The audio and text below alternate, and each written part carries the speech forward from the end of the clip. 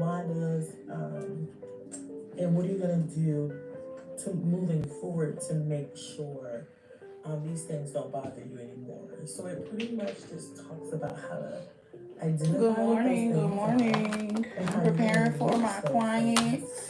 And how you're gonna preparing, right? however you want to say it. And sometimes she's literally sitting outside. You have to talk about those things. Those things are probably. But if you know, your appointment starts at 9. You at my door at 9. Not 8:58. Or just some 9. deep soul. Because I really be doing stuff for real. And so that's what I need every minute. Learning and working. I am listening to Corporate Classy. And so, but please come correct podcast. Let me make you guys laugh, okay? So Bye. My guy, I ended up sending one of my favorite clients of like my notes, and this book is deep, and just telling him how I really identified 2 things. So if you listen to podcasts, if you're a podcast girly, go check her out. She's on Apple Podcasts, Spotify. I think everywhere you can listen to a podcast, she is. It's Corporate Classy. And so, but please come correct. 2 things that I discovered just from this little short chapter 1. 2 things that I did discover is that I am very afraid of the unknown. And so in my mind, I literally try to figure out what that unknown thing is, so I can work towards, or I would literally beat myself up because I don't know the unknown. And when I'm talking about unknown, I'm talking about like things that's gonna happen in the future, all of those things. So I normally beat myself up. How y'all doing? How y'all day going? And I identify when I don't know something, it's because I feel like I don't have any control over what that unknown situation is. And when I feel like I don't have any control, really I tend to sabotage my mental, because I feel like I'm losing control over what you something doing? that I don't know about. Why'd you watching me? So it's crazy how I'm weird like that, y'all. Your mind works, and how you have to maneuver your thoughts, and how important it is to make sure that you are. She got a light, Boho, so we want to make sure we give her a light. I said emotionals. Keeping your emotions intact as much as possible, and being able to still be real. She snuck past me. And have some realistic conversations, some moments of real things that's actually happening, and being okay with not knowing the unknown. That's the number 1 thing that's super important. And so, and the other thing that I identify as I'm going through this process is my beliefs, right? I think to hold on to the beliefs. How'd you find me? So my homegirl Tamia came to you, and I love her down. We went to high school together, yeah. And I seen her at one of the PSU games, and I was like, "Girl, who the hell did your hair?" And she was like, "Let me send you her Instagram." Like she had hair included, everything. I was like, "Oh, for real?" Period. Her curls were so cute, and like her braids, her parts were so neat, and she had it for like a week too. And I was like, okay, bet, yeah, I'm gonna back. Period. I'm gonna have to make sure I give her discount for the referral. I'm going live on YouTube too, by the way. Oh, no, you're good. Yeah, I'd love Tamia. I was like, girl, who the fuck did that? It's my girl. She's so sweet. She's the nicest girl ever. I love her so much. 32, right? I don't know what I've been. And then I'm about to see her on Thursday, so I'm gonna. Period. Let them know. I'm sure she's gonna come in when I post you on Instagram. Oh yeah, I'm sure she will too. Now this is my beautiful client Liz. Say hey, girl. She getting Smedium, Knotless, and like Boho. And we're about to eat down. Per you.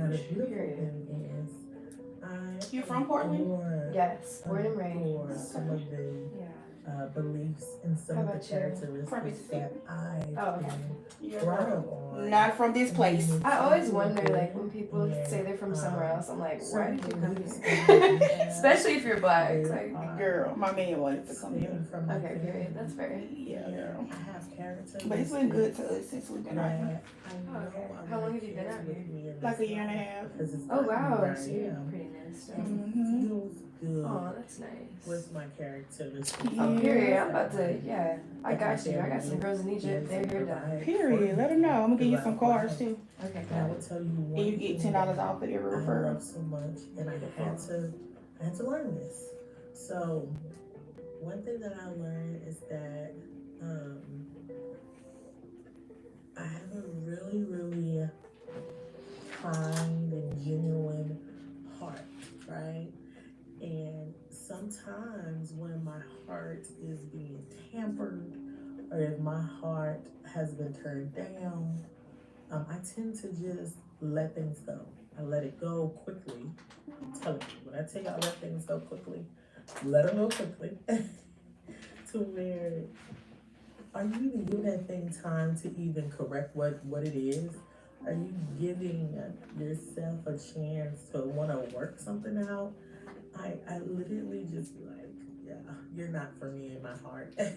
You're not purposeful. So you gotta go. Or this gotta go. This gotta go.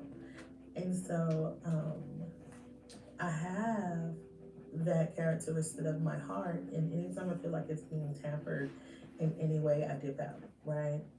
Now, sometimes as I'm learning, as I'm getting older and as I get wiser, I'm learning that it's okay to let some of those things go, right?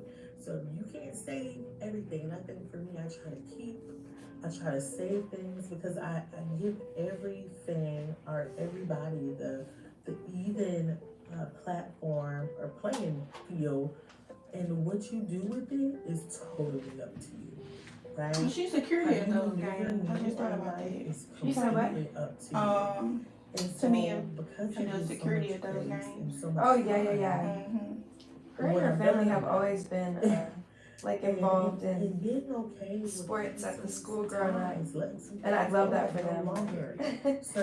I love seeing some longer in your corner. That's no longer giving you what you need to be fulfilled and to add to your happiness. Yes, and you guys always hear me talk about that. Add to your happiness. I think her big brother used to do the same thing also. I think he still might be involved because he graduated. You'll find yourself getting hung up with this person doesn't make me happy, and why are they not making me happy? No, it's not that person's job. It is not that person's job to make you happy. It's that person's job to add happiness to your life, but not to be in full control over your happiness. And so you got that. And so when things don't go the way, because I'm planning, I work off structure, I work off solutions. I don't got time to mope and soap and things. I can't. I don't, like, it blows my mind. So, yeah, I was just looking at you. One thing always caught me is that I was just looking at you. Predict what somebody else got going on. Damn, I can see What it. you can do is if somebody that same equal level of support, love, and see if it's gonna work out. And if it don't work out, it just don't work out. Hey y'all, please subscribe to my channel. Your heart cold because of some and like the live if you don't mind. And so that's one of the beliefs and characteristics that my family have engraved to me, that my sister and I talk about all the time. Because sometimes so when I got the confirmation text, it was like it said the person who's always plus Boho and then plus Boho again. So I was like, did I click it 2 times? No, I don't know why it do that, but it was only 1 time. Okay, cool. Because I'm like, I hope she doesn't think I'm like making her do them all. No. Okay. Because you can only click plus Boho 1 time. Yeah. So I'm like, did I do it 2 times and not realize? Okay, good. More settled in life. I've learned so much. I would tell you, so if you're ready to do some real work on self, get this book, okay? This book it's gonna give you every freaking thing. It's been so long since I've got my hair So done. I told my guy, I said, look, well, we're gonna slay you, girl. You're gonna want to come back. Oh no, yeah, I need to go consistently, because I do not, I wear my hair like curly most of the time, and I'll just do wash and goes, because I be going to the gym a lot, but nah, I don't take care of my hair well enough for that shit. We're gonna have to change that. Yeah, like I'm gonna at least need to start coming back for bust your bubble. some stitch braids or something, just to get my hair away from washing it every day. Oh, no, not every day. Basically, like every day, because even if I like do my whole curly routine, my day 2 curls are like so frizzy. Like my hair. What products you use? I use conditioner called. The conditioner is like, thank God it's natural. And then I use that, I don't know what the foam is called, but it's like a white bottle. It's got like blue and black on the front. I don't know what that one is. I don't know the name of it, but that's the foam I use. And then I'll either use Eco or I'll use what's it called? Pattern for curl gel. Okay. I think I just need a good ass deep condition. Revisiting certain things. I don't know. My wash and go it'd be going good sometimes, and then other times it's that are. I'm too impatient. Like I'm gonna just slick this shit back. You use the same products all the time? Basically, yeah. It may be the products. Try different. You gotta see what works best for your hair. That's true. It's gonna be expensive trying to shit out, but exactly. I'm like, I don't have the bread for all this. I mean, I do, but like, I be using so much conditioner too. Since I wash my hair so much that it'd be like, I try to get the cheaper stuff, you know? Because then the gel and the foam itself are like almost $30 by themselves, $20 each. So then you get a big ass conditioner, that shit's like $40. You just spent like $100 on product. You know, God works. And I'm like, yeah, this is that thing I've been talking about in my journaling. So I'm hoping I can keep these braids in for a minute. You will at least 2 months. Oh, okay, It's so hard. Because that's okay then. And then if you don't want to take them out, you can come back and get like a refresher on the edges. After like a month and a half. I'm scared to touch that book. I'm like, look, you should be. Because the book is deep. So we're ready for this deep. I'm going to Jamaica on the 1st. On the 1st of April. And that's my birthday.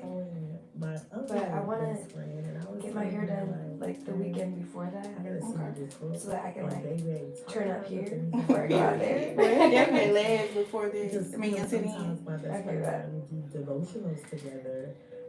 She should still have hers. It's been about a month since I did her. Yeah, I think last time I seen her, like last week, she still had it. She had it up in the wall together, and we're still learning and growing together as friends because we're so far away from each other. And so I ended up telling her about the book, and I sent her a picture. She was like, "Oh my God, I wanted that book," and I'm like, "You should get this book." And I was like, "Friend, this book is deep. This when I tell you it's deep, and it had me sweating and checking myself on so many levels."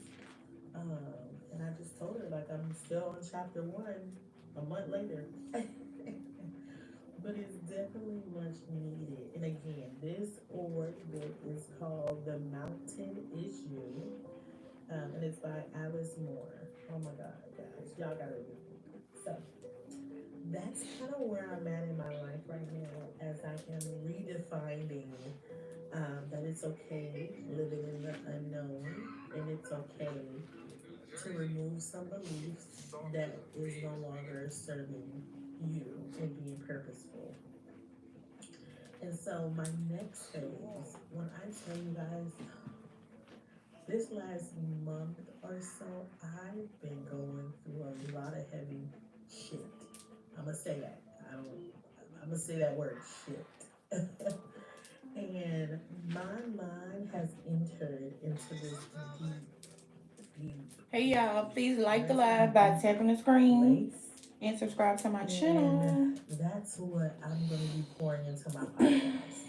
I'm going to be pouring into my podcast We're doing Smedium like Boho. Things that we as women deal with on a regular basis.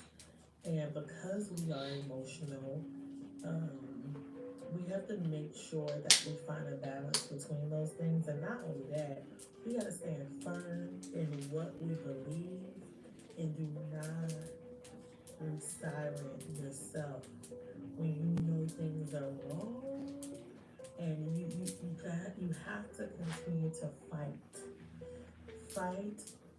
for things that are right, fight for things that you know is wrong.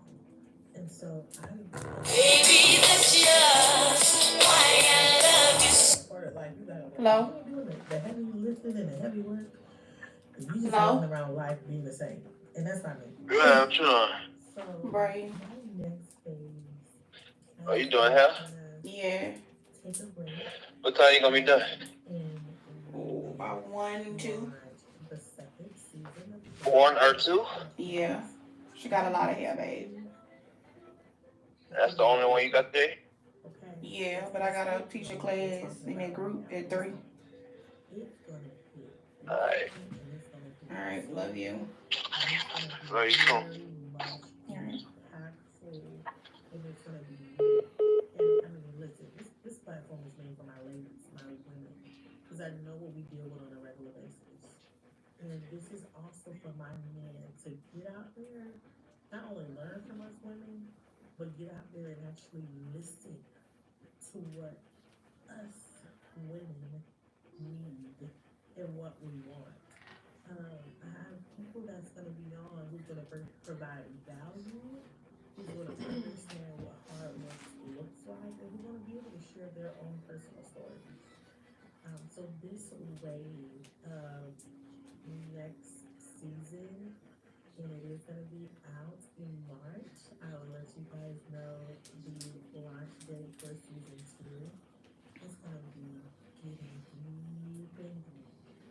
And deeper and deeper. So please stay connected with me.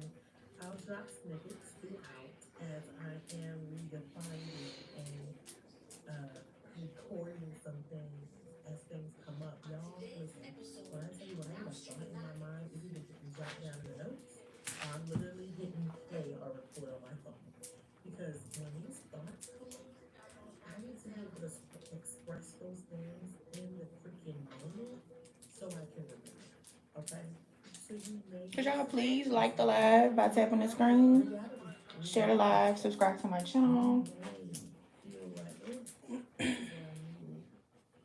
she's helping me navigate through that. And if you feel like you can help someone navigate through certain things in life, don't be afraid to share that. Don't be afraid to reach out to me and say, hey, sis, look, what you're doing right now is great, and I want to be able to provide my own story, my own outcome of how I navigate certain things. Because we all go through so many things. You got plans for Valentine's Day? I mean, you can reach out to. Yeah, but I don't know what they are. But I was told to be prepared. Period. So yeah, he was like, he keeps telling me, my little boo that's like not my nigga yet, but is. Like we started fucking around like New Year's, literally New Year's Eve. But I've known him for like a year. He's been trying to talk to me, and I was not fucking with him. And then New Year's Eve, like I ended up like going out with him, and my homegirl was dating his like little brother, low key. And yeah, and then literally like after that week, he like had me meet his parents. Like he like is acting like he's all in, but I didn't really believe him. But now he's like, you know, like get ready. Just know like I'm not asking you yet to be my Valentine, but like I am asking you soon, like Monday, Tuesday or something. So on Friday, like make sure that day is strictly for me. And I was like, okay, period. So I was like, let me book my hair appointment because I didn't know we were gonna do anything. Period. And yeah, so now I'm excited. That's good. Yeah, but now I'm also like, ooh, didn't think I was gonna have to get you anything. So I might go to the mall, the little Vancouver mall after this. I'm just gonna make him a little gift basket though. Period. That's what I'm gonna do too. Yeah. Keep it real simple. What are you gonna do for your Valentine's Day? I don't know, but I can't say on this live because he be slick watching. So Yeah, I don't know yet. Something sweet. that's good. He's gonna try to peep what you got.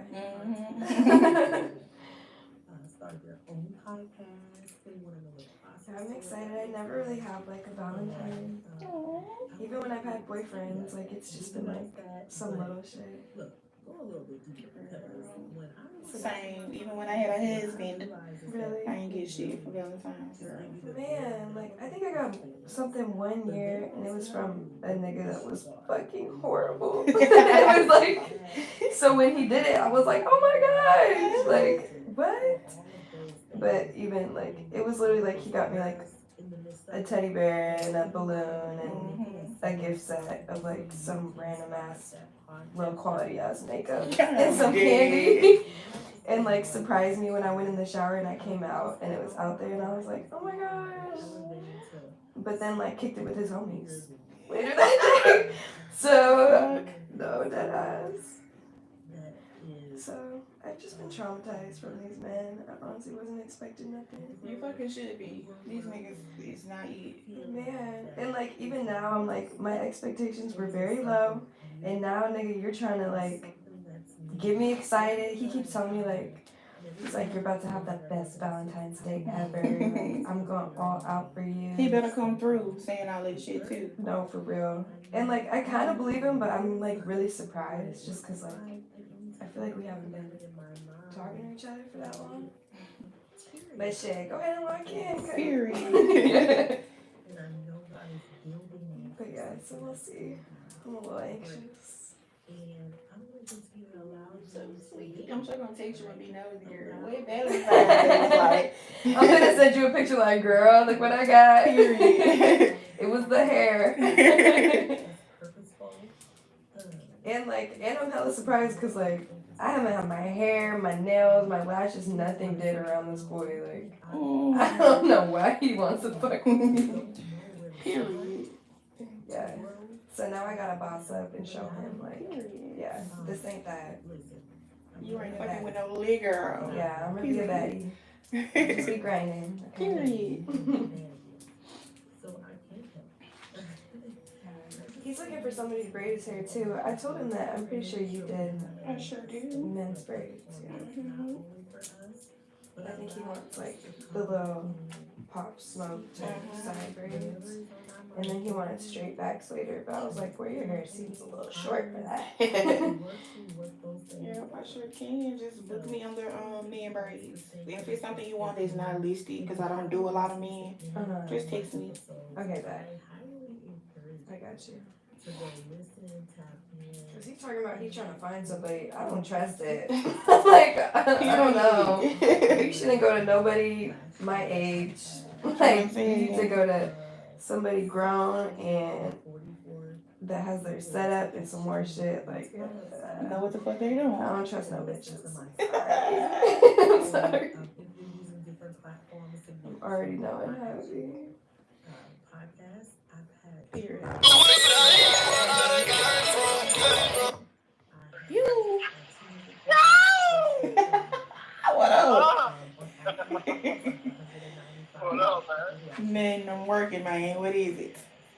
Going out? Yes. Oh. What you doing? Going some out track. Huh? Going some out track. Oh, my bad. I'm about to say, Hear me now? why the hell I couldn't hear you? Because I have my microphone turned up. Crazy. I mean, turned on top of my head instead about my mouth. I say on my way to jump out track time. Oh. Still in Texas? Yeah, I'm in Texas, Florida. Oh. So Texas fucking, you can be in Texas and still 10 hours away from Texas. Mm-hmm.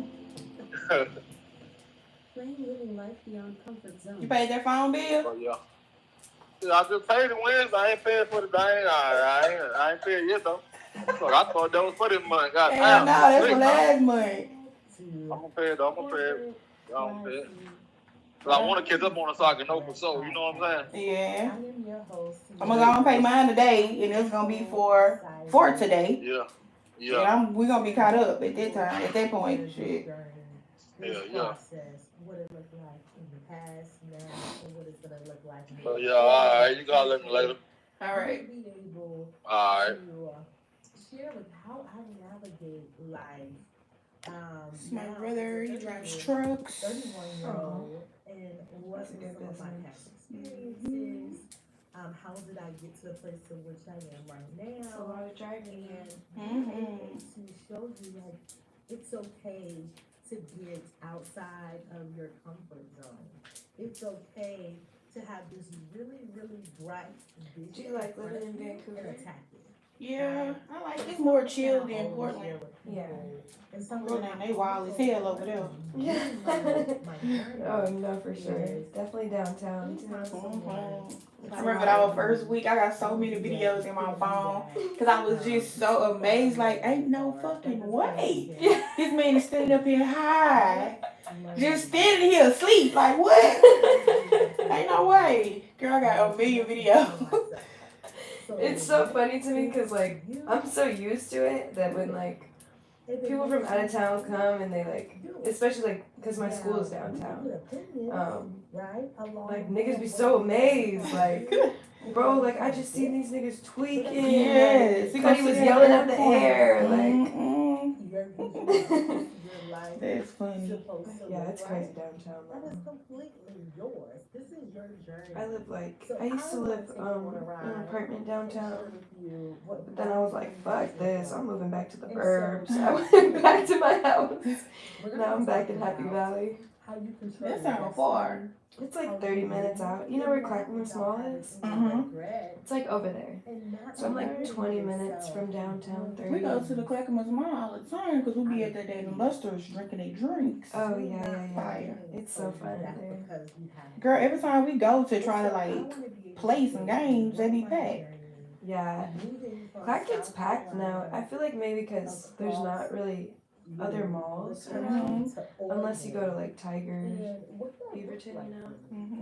Because the downtown mall is not even a mall for real. Like everything's spread out.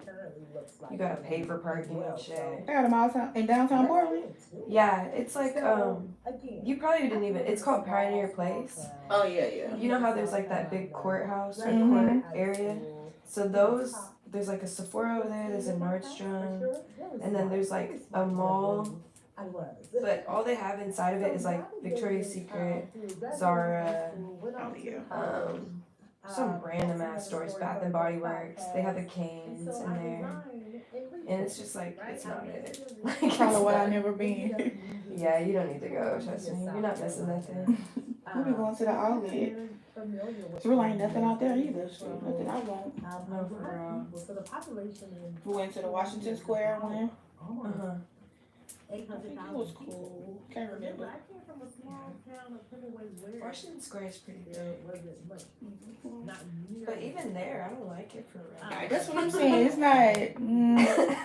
Touch that number. And they definitely don't have the kind of shit that I like from down south. Yeah. It's a little bougie over at Washington What Square. I love the most about it is that When Lloyd Center, like when I was young, Lloyd Center used to be the spot, but now it's completely over with. Being with other people Yeah. who have But Clack is mercy cool. I like living out there and being at in Clack. a space of My man used to work out there. He I work like out to there. say my own Okay. The drive's not too bad. my own community. Unless you get caught in traffic. That traffic is a fool. Mhm. The traffic to Vancouver or like across this bridge, oh my gosh. I'd be avoiding Vancouver. Once it hits 4 or 5 o'clock, yeah, there's no way. And they're speaking. Because for me, I speak to strangers. I talk to strangers all the time. But, however, moving there to come up Let me here get my a little bit live for me. in I on had to be there for my Facebook. job. I did a little traveling around in South Carolina a little bit, and once I got a little settled in leadership, I ended up taking another role in my job as a field trainer. So as a field trainer, I was able to navigate through multiple states, right? So I supported over 40 doors at the time, from South Carolina to Georgia. I had one store in Mississippi, two in Arkansas. So I did a lot of moving around, a lot of traveling, which I love, I enjoy because, like I stated before, it's just me. I don't have any kids. Um, so I enjoy navigating life, pampering myself, traveling, and also growing as an individual. And I think for me that's something that I've always told with myself is that I I hate want to this continue thing. to grow and form into this beautiful person Real that I y'all. am intending to be. And so, of course, my process, my journey wasn't easy, and we'll get into that throughout the remaining of this podcast and as things come up and about, right? So, Don't piss during me this off, past phone. 2.5, 3 years, Don't fucking I do have it. enjoyed my job. Alright, that's gonna Really have to work. enjoyed what I do, working for people, building relationships, being a support, and honestly, people supporting me in my role that I was Hey in, y'all, please whether it subscribe was to my work related, channel if you're my family watching. from work, or if it was my Tap own the screen to personal like the family. live. Something that I can truly say for And if me you're watching in from my life Facebook, is please that subscribe to my support YouTube channel at goes KB a very, Slam. very, very long way.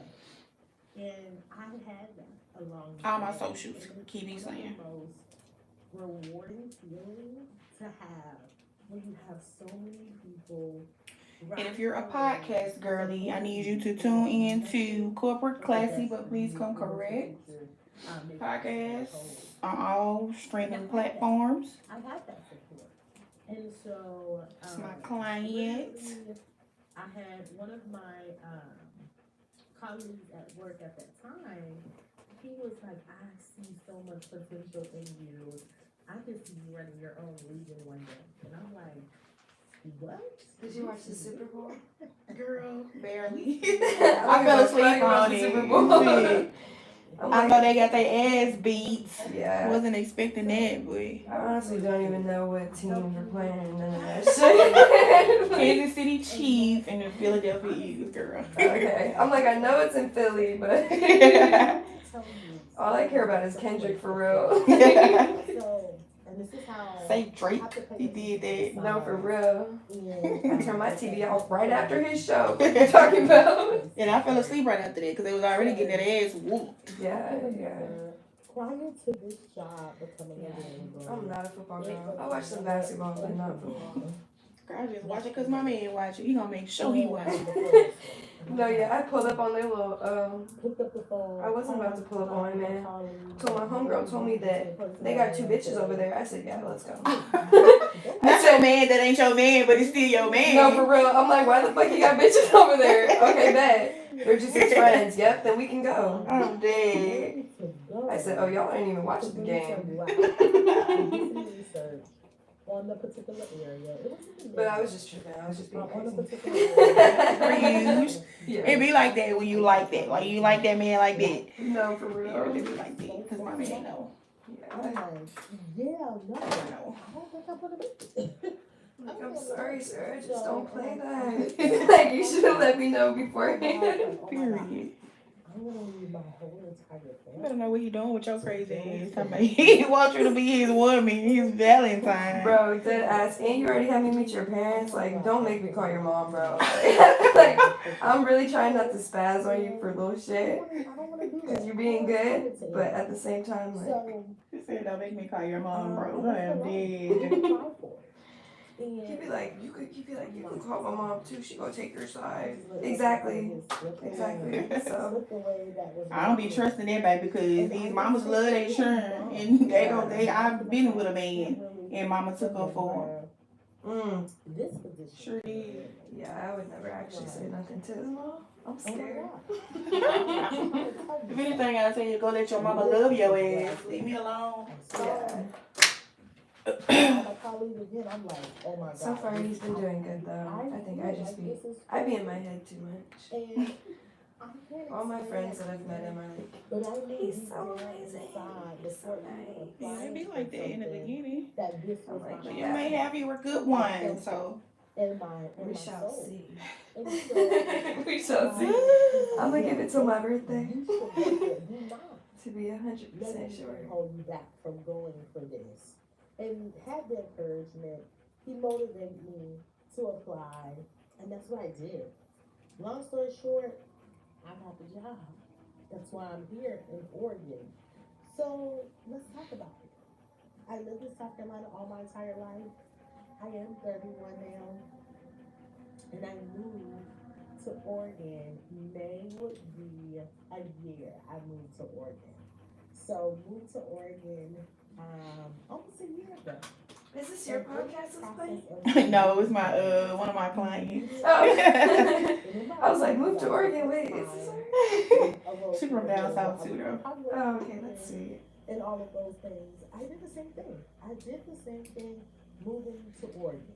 So, moving to Oregon, where honestly, Oregon is a really large state. I resigned in Salem, Oregon, where It's far. it's about 177,000 people. Salem But is the so. population of black people is 1.1%. Yeah. She got to it. Population view. That shit is way worse than Portland.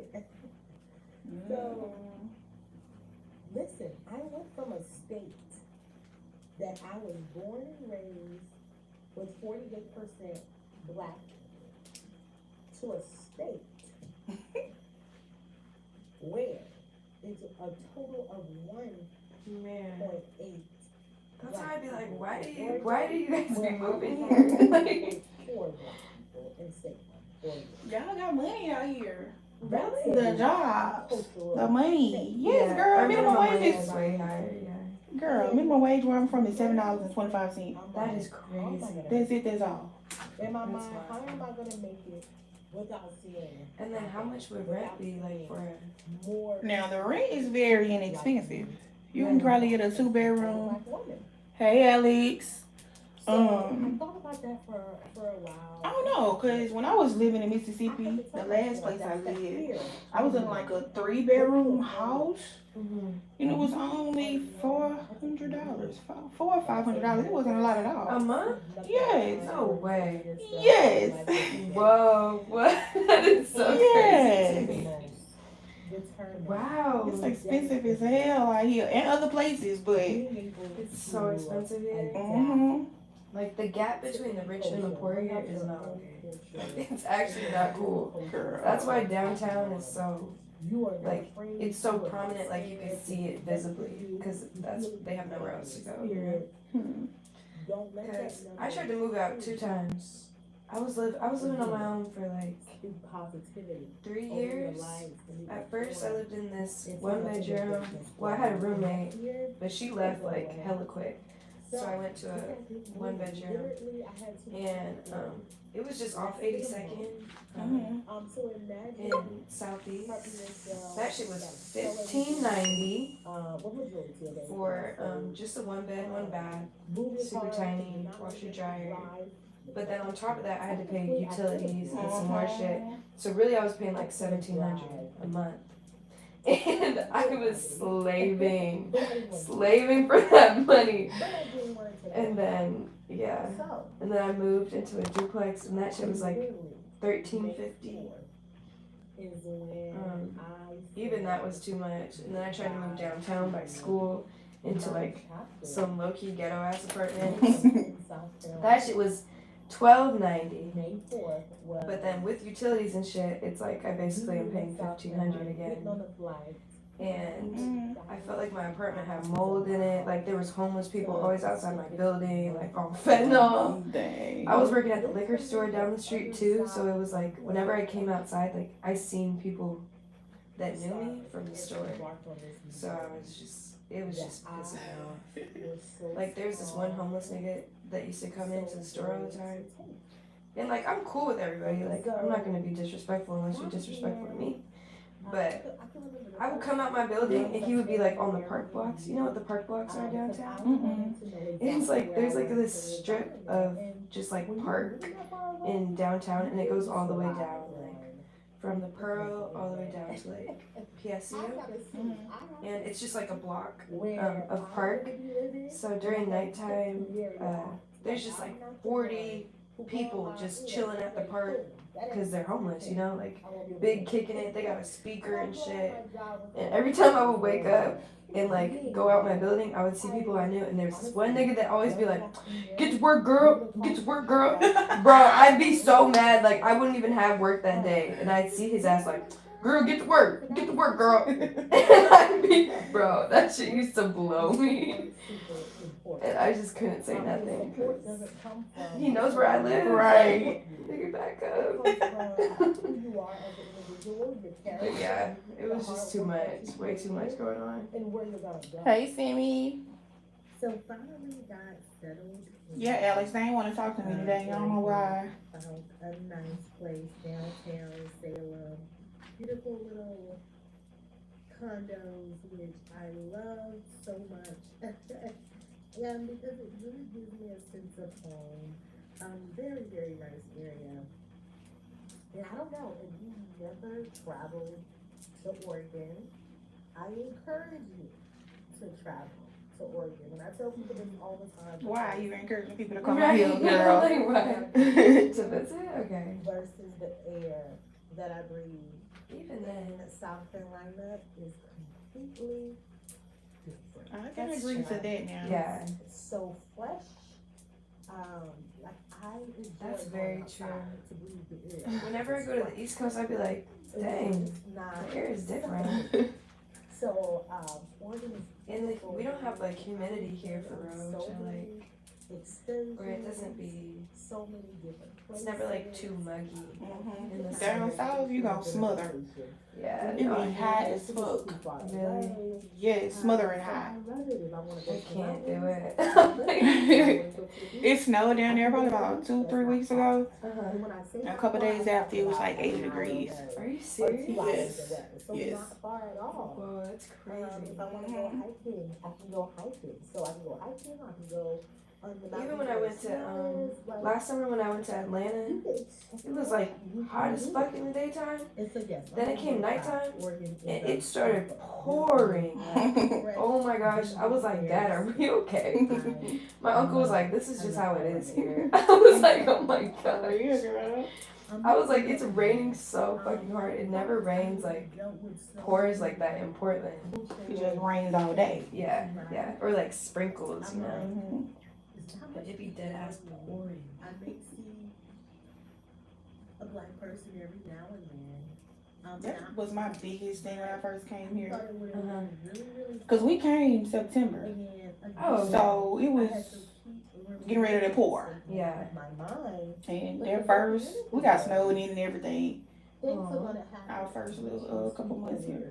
Aw. Horrible. Yeah. I know you're probably like, damn, what the fuck did I sign up for? So have you been here during the summer yet? Yeah, I was here last summer. Okay. I want to help, I want to support, I want to do whatever I can. I like the summers here a lot. Yeah, it was real cool, nice out.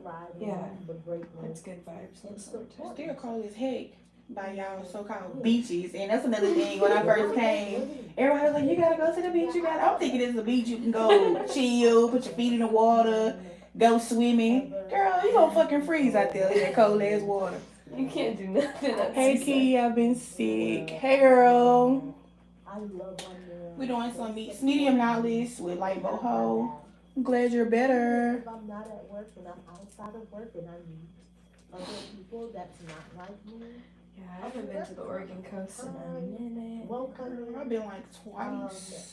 One time, it was fucking freezing out there. Yeah. The second time, it was fucking freezing out there. But We just going to ride. The first time we actually like went out there and walked it, but it was too cold to even be standing out there. It's so cold. That's out there. Who's gonna? Yeah, it's more just for like the scenery. I feel like. I mean, the white people be going out there a lot. They have beach houses And they actually had white people out there with fucking bathing suits and shit on, and I'm out here with a jacket freezing to death. Yeah, they be boogie boarding and shit with their wetsuits. I can't. I think I went in the ocean one time. And it was when I was in high school with my homegirls. I don't think I've ever been so cold in my life. Like afterwards, I literally I remember thinking like, am I gonna die? Girl, too cold for me, and I can't swim. No, ma'am. Yeah, it's not worth it. And those waves will pull you. They will get you. Those scenarios. So we know those things scenarios like why are you here? Right? Yeah, it's better to just drive down to Cali. That's the next thing we gonna do, because I've never been to Seattle, but I don't think I want to go either. Everybody's like, it's just another Portland. No, really though. It's not new to There's nothing really out there. Yeah, I don't want to go out there. I'd be pissed out one way or different, nothing. Unless you have like something to do out there, then I'd say like you definitely should go just to see it sometime. I'll drive through it, going somewhere else. Yeah, there you go. I really want to drive to Canada though. Oh my gosh, you should. Or have you taken the Amtrak out here? The train? I took the train to Seattle before. Tickets are hella cheap. They're like $20. Okay. And like it's the same shit as like if you were to drive there, because there's so much traffic out there.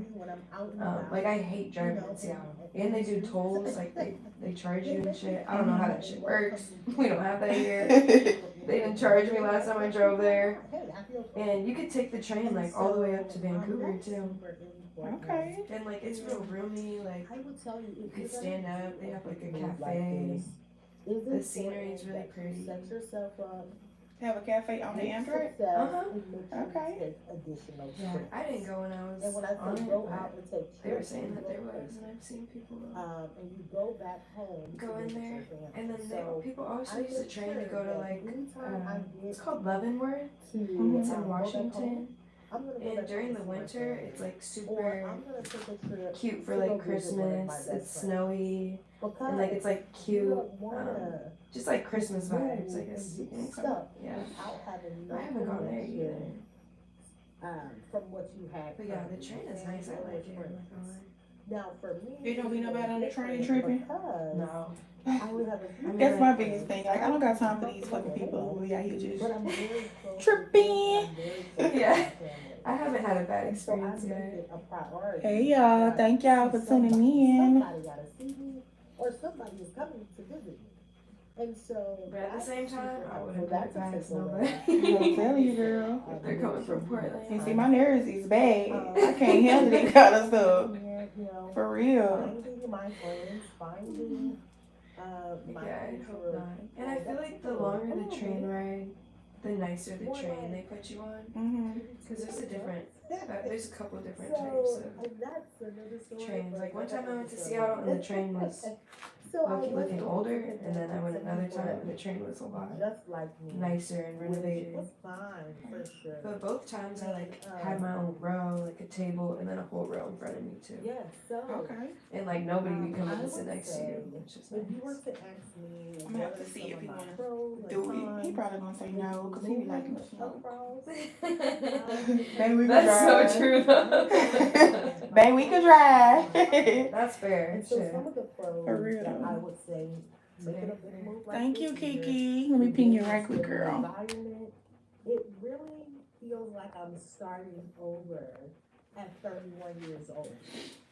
And it's one of the best feelings to have. You're in a new environment, you're with new people, you're embarking on a new journey, new relationships, new challenges, new opportunities, more experiences that you can take on when you get outside of that comfort zone. For all the podcast girlies, please check out Corporate Classy, but please come correct. That's what you're hearing in the background. That's one of my clients. She's from South Carolina. That's literally Yeah. the only time I have. But I fill that void with making sure I keep in contact with those people. Please share the live, So y'all. Tell a friend to FaceTime, tell a friend. Tap social in. media platforms, phone calls, man, that's how I stay connected with my people. And so because I leverage that so hard, that really keeps a balance for me. So where I don't get like super anxious or get really, really sad because I can't connect with them.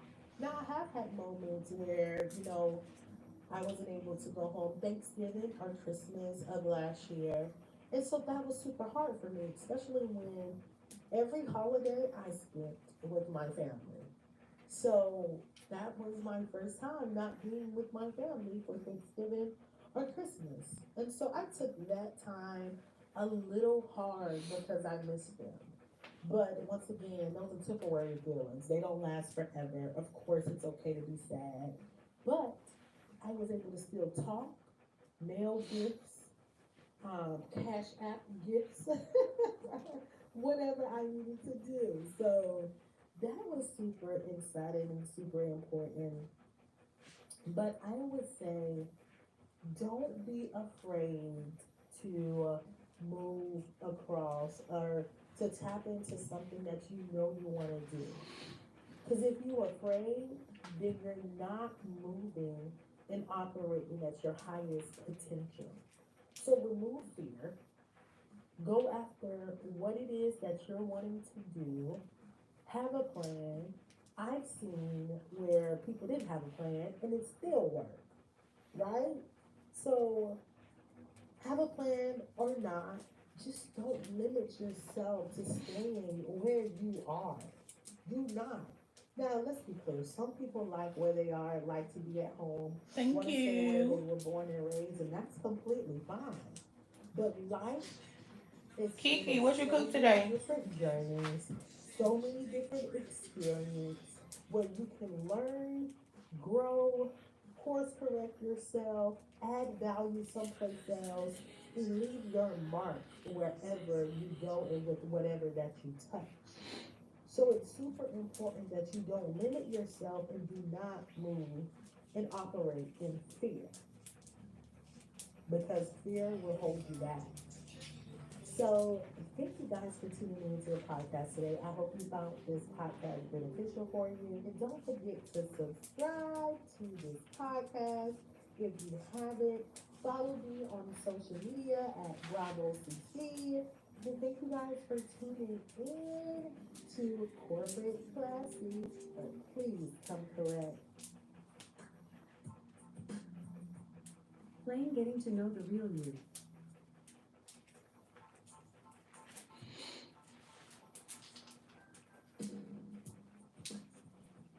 Welcome back to Corporate Classy, but please come correct podcast. I am your host, Alberta Thomas. Thank you once again for tuning in to my second episode. I am so excited about the first one. I was literally telling myself, I'm like, listen, when I record some of these podcasts ahead of time, I'm like, oh my God, I'm sick. How am I going to get this done? Should I release this because I sound so stuffy? The braids So are I giving. was They're already feeling fucking and tea, I'm like, okay? Get into listen, them. we are sick Period. sometimes, and sometimes we gotta push it through when we're dedicated to getting something done and just Alright. be committed to Squat out getting our something sections done. for the So front. I am excited to continue on this journey and be able to continue to talk, to express different things to you. Also, I want you guys to know you will not just be hearing my voice on my podcast series, on my Sunday Soul sessions. You will not just be getting me. You're going to get some special guests who's been a part of this journey with me. And also, it gives them the time and space to share their personal growth as they navigated life too. Because there's so many different approaches out there, and we all can learn from the different experiences. So I'm super excited for you guys to partake and be a part of that as well. So let's kind of recap. I would tell you the last episode, you guys heard me talk a lot about about me transitioning from the South over to the Pacific Northwest, which I enjoy. This is a week when all the girls start posting flowers on their story. I just sent them straight to my man DM. Look. Got time for the week beating around the bush. Look, babe. No, for real. As you should. It's what I want. Thank you. In a place of not having All right. at all. And if you guys hear planes on this podcast, let me stop right now. I am literally sitting in a hotel near the airport because I do travel for work. And I'm like, let me get She said, love your hair, girlie. Thank you. Period. And it's like, immediately, as soon as I hit plane, every single plane want to take off. So if you hear those planes going off in the background, I have the luxury of literally looking out the window and watching the planes take off right now. So it's pretty awesome. But I talk a lot about making sure you get out of your own way to expand and get out there to do something different and don't be comfortable, right? And so I think on top of that, when we talk about not being comfortable, I think it also takes another level of self-awareness and sometimes the extra work that we have to do on the back end before we can get to that point in life. And I would say definitely for me, I had to do a lot of Getting my nails done sounds like so much work. Why? I don't know. Who you go to? My homegirl does them, but also I have like a lady in the shop too. I don't know. I think it's just because like not having my hands be able to do anything. Like I'd be so done with it. Like I'd be You be want to text on their phone. That's what you be want to do. No, for real. I'm like addicted. That be me too. Every time she doing one, I'm using the other one though. She be like, girl, give me your hand. No, exactly. And then I'd be feeling bad because I'm like, my bad. yeah. Like I know I'm tensing my hand up. And then like whenever I get nails too, like after a week or two, like, cause I like to get them long, then I be overstimulated, and I'm like, I need these bitches off, and then I rip them off. That's how I used to be when I did get mine. I used to get mine long. Yeah. But it take me, I could braid with them, but it take me longer to braid. So I try not to go no longer than these. Oh yeah, that's a cute one. Yeah. It just once you've had them for like 2 weeks, I'm over it. Like I'm over it. I like doing press-ons though, cause I just can't find none that fit my standards. Cause I want mine to be acrylic. I want them to look like acrylic. right. I hate a press on that look like a press on. Yeah. And so I need to look at my press-ons for that. I just try to put like I'll only do like a French press-on, and then either like a black French if I can find it, or just some white square ones, and then I'll put like a gel top over it and cure it. bothers me or is triggering me, I don't know. right? I'm trying to get my nails taken. I had to make me some pressies she wants. You should ask my homegirl that does nails. Send me her Instagram. I will, cause she only does acrylic, but she works in the shop, but she also does it like at home. So I'm sure she would do them for you. Okay. I love press-ons, the cute ones. Right, and she does like some extra ass designs. Like these are the last sets she did me. Oh no, this was when it was like old as fuck. These lasted me so long. I was like, bitch, I need them off. Like I'm about to go crazy. And then she did these. Oh, them cute. They're really good. And she does her own. Where's her? Like she did these on herself. I was like, bitch, you're cool. Oh yeah, she cool as fuck. Them cute. And maybe I'll share some little clips of it. I literally have like arrows going from I just don't get patient. because I'm trying to figure out, okay, so this Getting my hair done is one thing. why do I feel this way? Okay, I probably feel like that. Wait, like what was this your because Instagram? of X, Y, Kiwi slam. arrows Like KEY. like a KEI. or something. KEI. But it helps me really tap into those deep layers awareness of why I respond to certain things a certain type of way, or why it makes me feel a certain type of way. And so also we also have feelings in there that are just like why are you even thinking about that? That's not even the case. Especially when you already made up a whole story about yourself or about a situation, and you just feel like it was right because you made it up. And that's me. Like I tend to think I know everything. And by me doing that, I know exactly what's gonna happen. I get that feeling. As soon as I get that feeling, I know exactly what it's gonna turn out to be. And pretty much just trusting your intuition, but also making sure that you understand where it stems from is super important. And so when we talk about journaling, I would tell you I make it a When you priority get to the crown of my head, you're journal gonna see in the that morning and I at literally night have a before I piece go to that bed. like And just got so cut. I am on I think it's still like kind of long, but you'll just obviously see it. And how did you cut it, ma'am? I really don't even remember, but I be seeing it. So all of my family friends are on that. When I part my hair, it just like sticks up. I'm like, And so I literally tragic. dedicate It's probably from myself to like waking up between when I 5 used and some rubber 5:30 bands or every something. single morning. And in that I time couldn't tell you. frame, I know I need to be nicer to my hair too. an hour or You do, 2 ma'am. hours, like I really do. You got pretty hair. You need a trim too. Yeah, and when I I tell do. you, like, I don't really listen to anything from work. I don't check my emails really. Next time I'll get I a really trim from you sit too. and dedicate my Right. time Get it to braided or whatever. myself.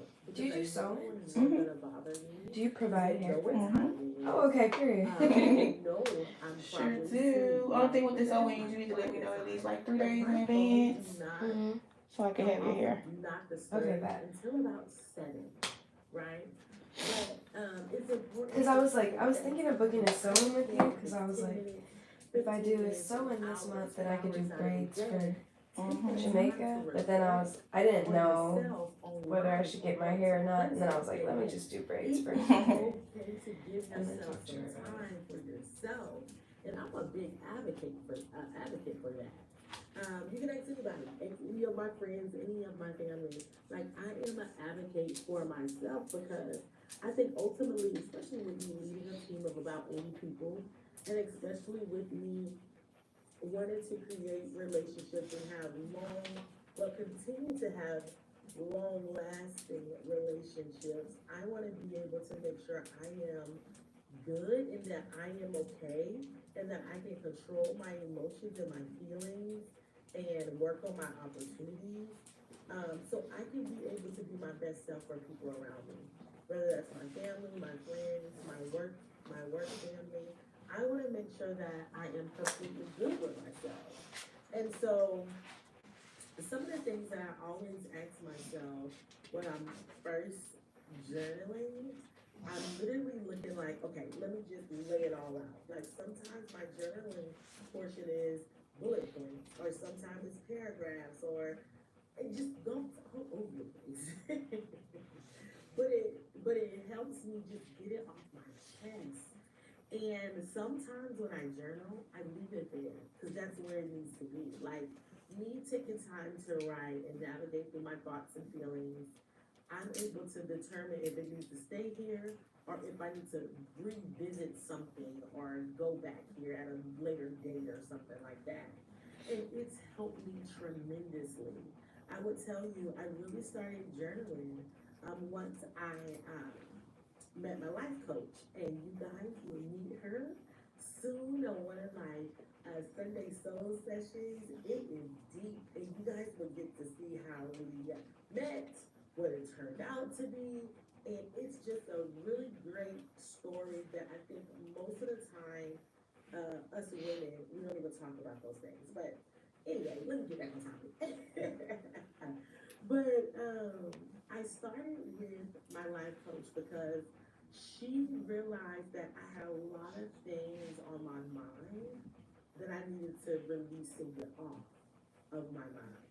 And in the process of me doing that, I literally detached. I detached from friendships. I detached from relationships because I know ultimately at that period, when I started journaling a couple of years ago, that I needed to make sure that I am dedicating time for me. I needed it to be about me.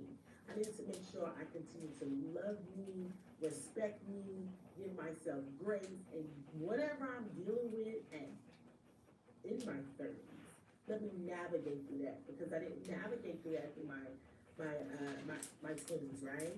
And so by her allowing me to journal and showing me how to journal, and also being able to deep dive into the thoughts and the feelings and where that comes from and how to navigate it, oh my God, it's been absolutely nothing but amazing. My life coach is amazing. Like, I am an advocate for life coaches, therapists, mentors. I'm an advocate for them because they will help you navigate a lot in life.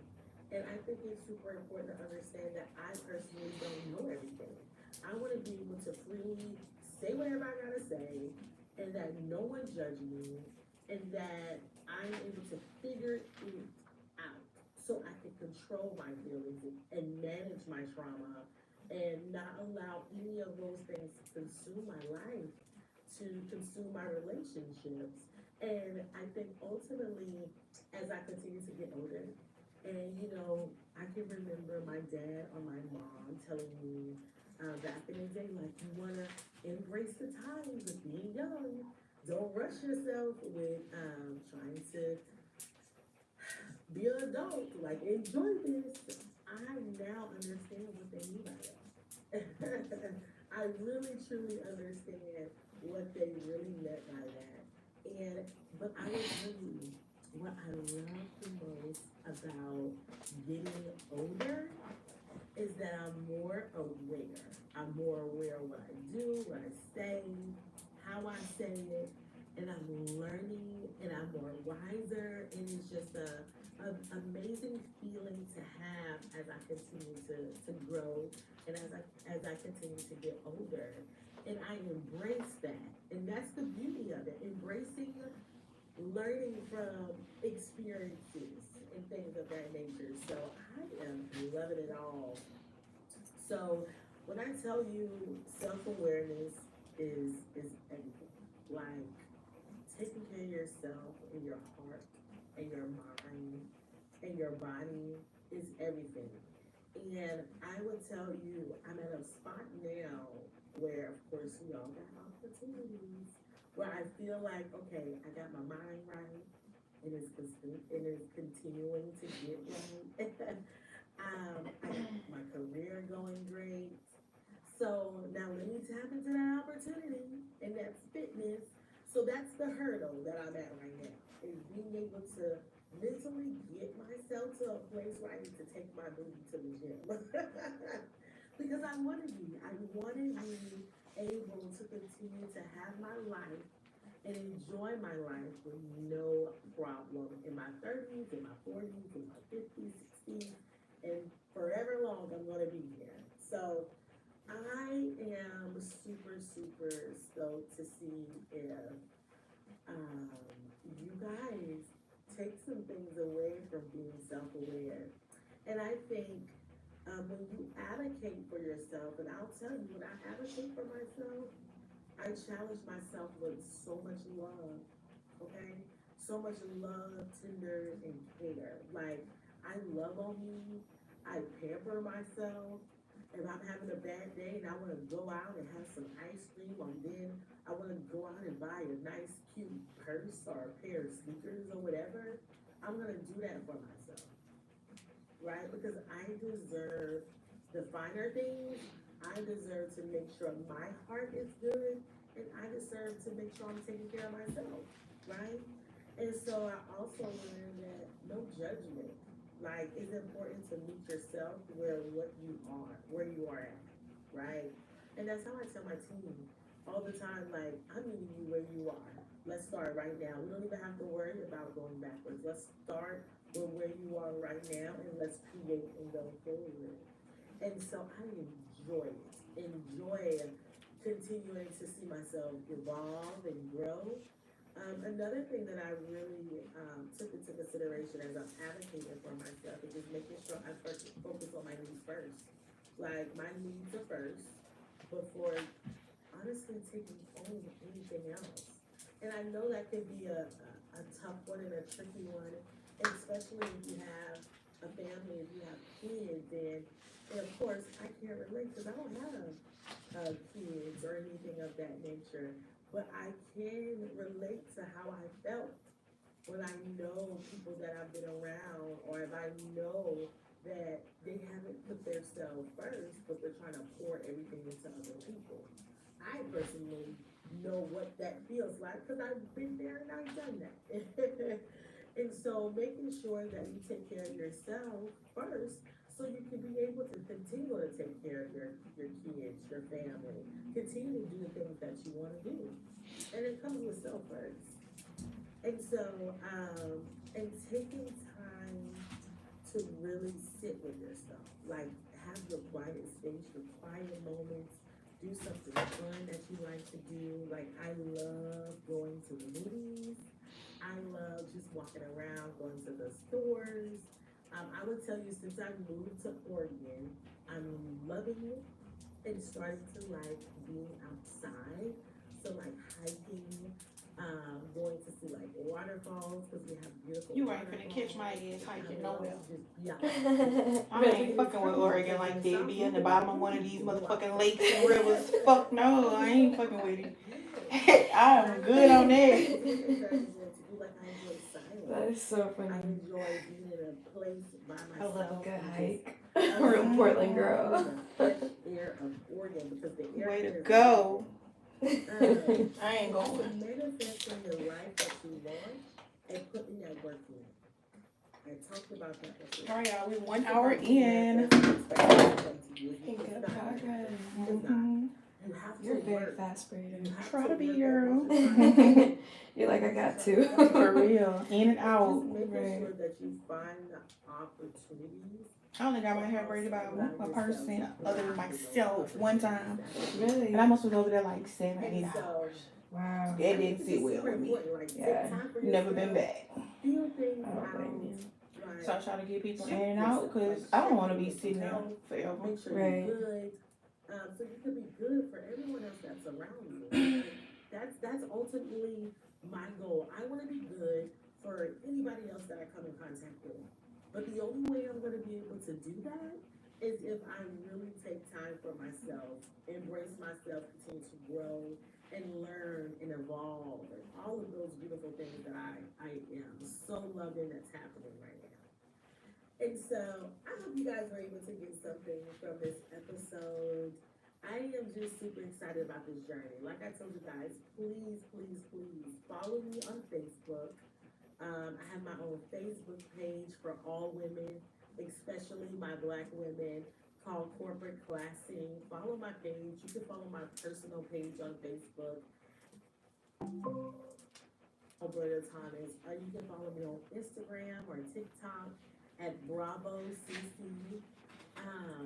And just ride with me through this journey. It is gonna be great. I promise you, you're gonna get something from out of every single episode that you touch, that you listen to. And don't forget, my website is out there on the bios. If you click on my website, you'll be able to see the articles that's being posted after each episode. So just like, comment, subscribe. If you have questions, let me know. Send them to me. If you want to be a guest on one of my one of my episodes, please let me know. Like, I want this space to be created for my lovely women out there who know someone can learn something from you, who want to embrace being able to share your personal story. I have this space for us. I feel like there's not enough space for us women out there. And I want to make sure I do my part as a woman, as a strong Black woman, and give you that space. And it's going to be great. It's just getting started. I'm excited. Again, thank you for tuning in to Corporate Classy, but please come correct podcast. Until next time, peace. Playing First Sunday Soul Session with Rachel Vaughn.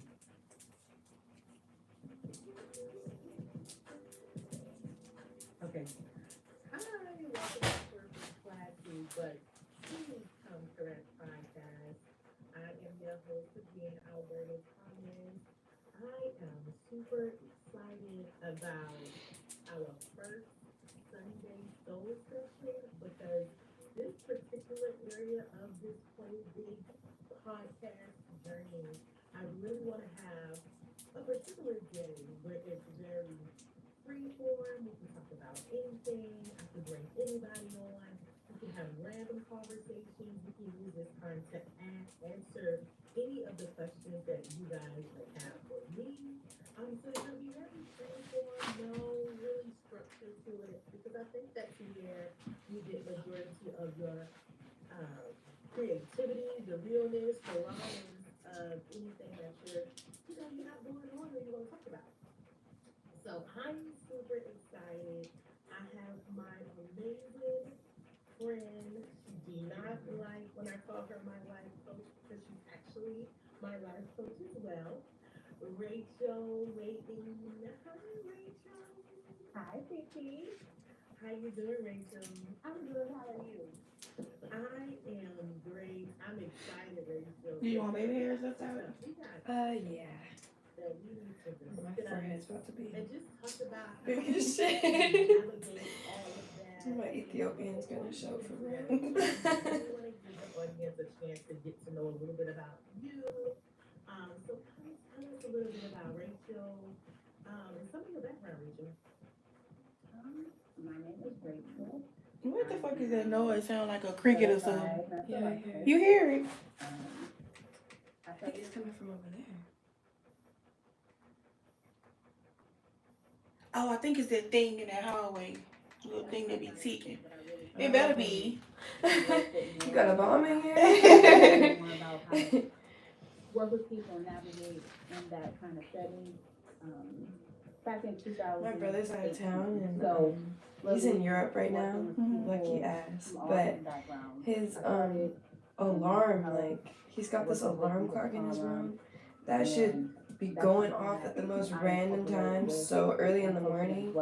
And I'd be waking up out of my sleep like, what the fuck is going on? Giving them the ability to have that. I called him, I was like, I don't know how to turn your shit off. I just unplugged it. Like, it's like the third day I woke up thinking I was gonna die or something. Or somebody's in the house, like, who the fuck is here? I actually thought she was gonna lie. No, for real, because nobody's supposed to be home. So, like, what is that?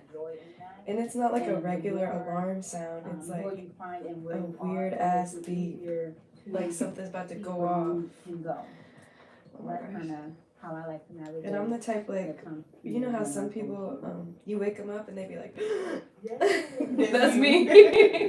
I'd be scared as hell. Get into it a little bit, but I can tell you how much I value that side of you because, man, you helped me navigate a lot over the last couple of years. We've been friends now for what, 2 years, 3 years?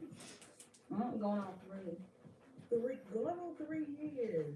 And so I can tell you, man, you got me through some really hard times, some tough times, tough conversations that I personally normally wouldn't have with anybody. And it's like, you know, because I go through the motion of keeping a lot of that stuff in, which is not always a good case. So being able to literally, whether it's a call, text, you know, I hate texting.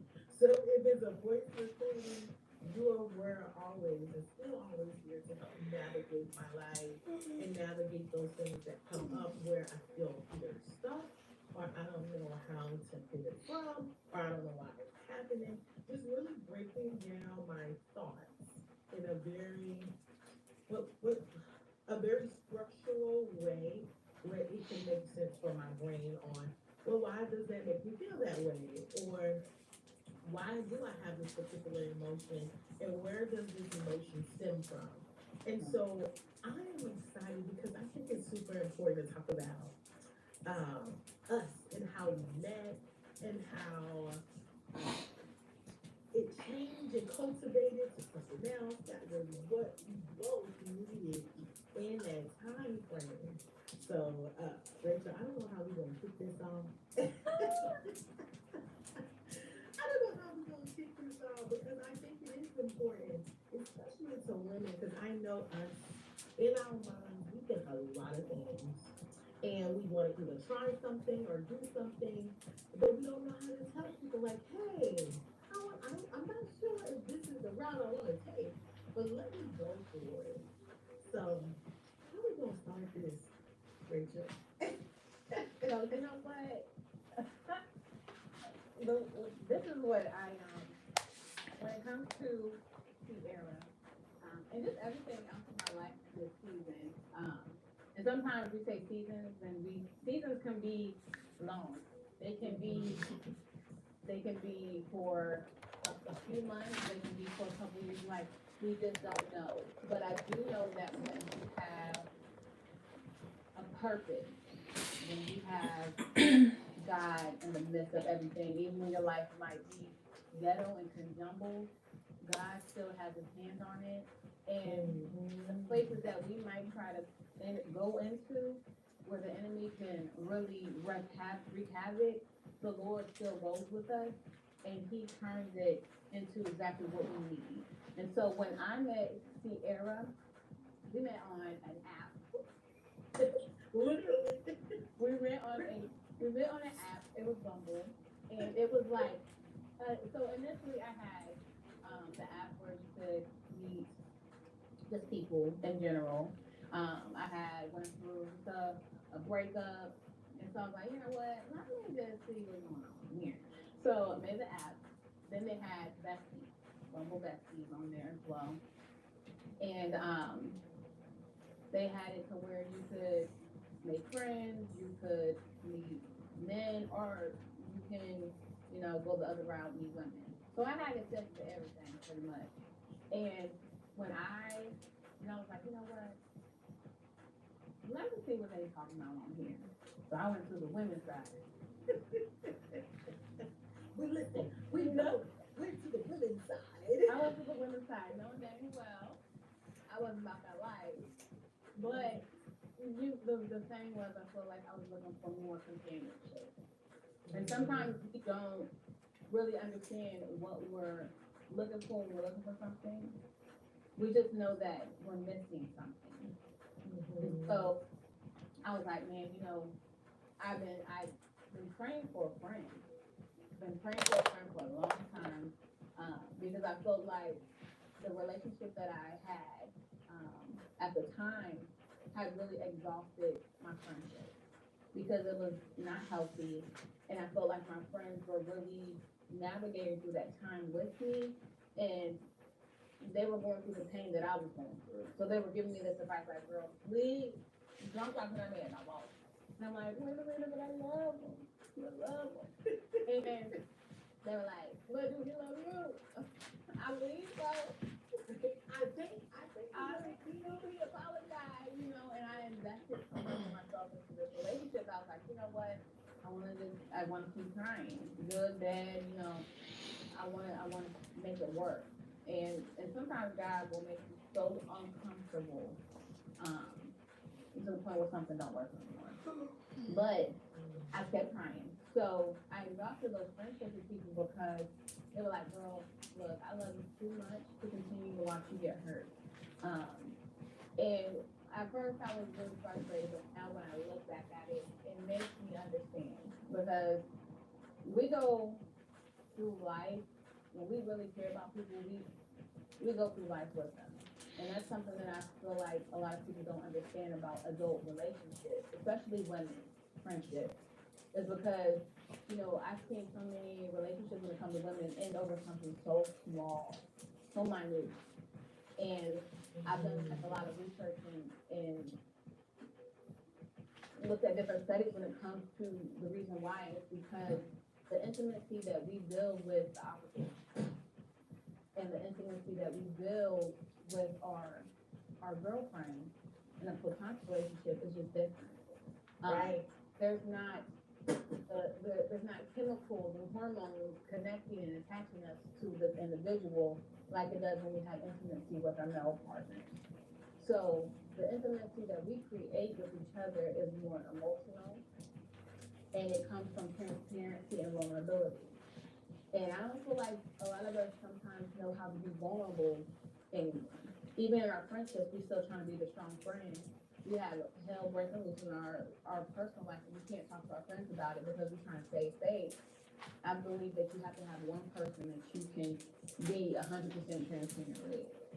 See, for those people that I can be 100% transparent with and keep it real, and it keeps me together. But going back to when we met, so we met on this site, and I matched her, and I was like, she is a pretty girl, okay? And let me see what we're talking about. So we get to talking, I matched her, she matched me, we started talking, and first conversation, we're talking about relationships, we're talking about everything. We have a similar situation that she went through and I'm going through. We were able to just really stop and talk about everything. And we joke about it now. But that's why I'm a big advocate of, what the enemy try to use for bad, God will use it for our good. Yeah. Because in that space where it was not a conventional thing, God made it exactly what I needed. Because I had a friend that, from that, I found a person who became one of my greatest friends.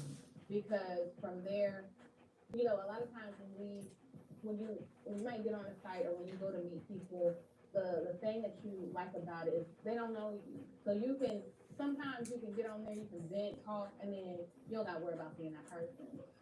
You just get talking, like, I don't even know if we're gonna see him, so let me go ahead and get this off my chest. Right.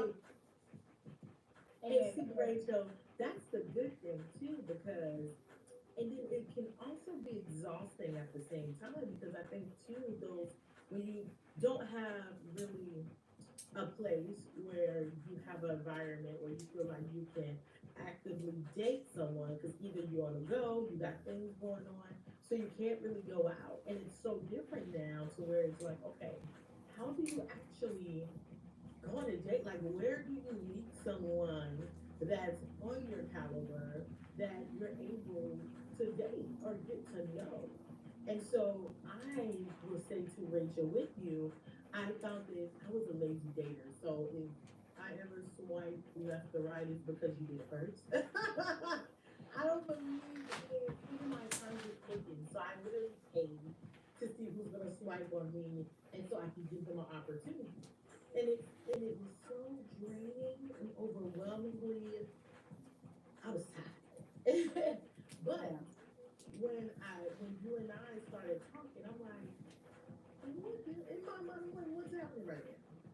Just like what you said, but it was so more I could say whatever, and I didn't feel like he was judging me.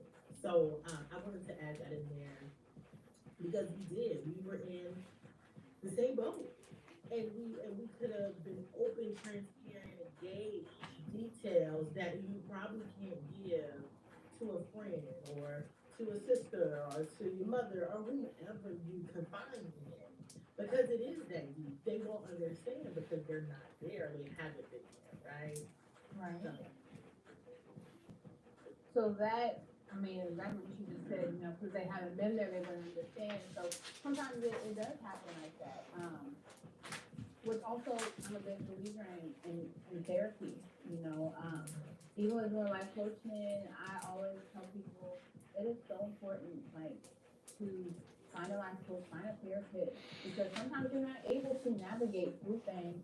And sometimes when it comes to your friendships, because you can overexhaust those people and say you have a relationship with because they're going through the same pain that you're going through because they care about you so much.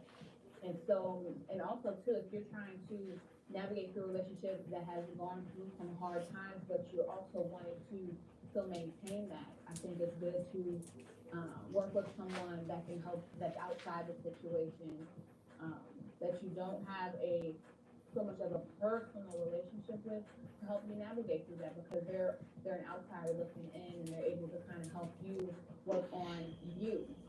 Sometimes I get so focused on, okay, how are we gonna work on this in terms of the collective, like the relationship.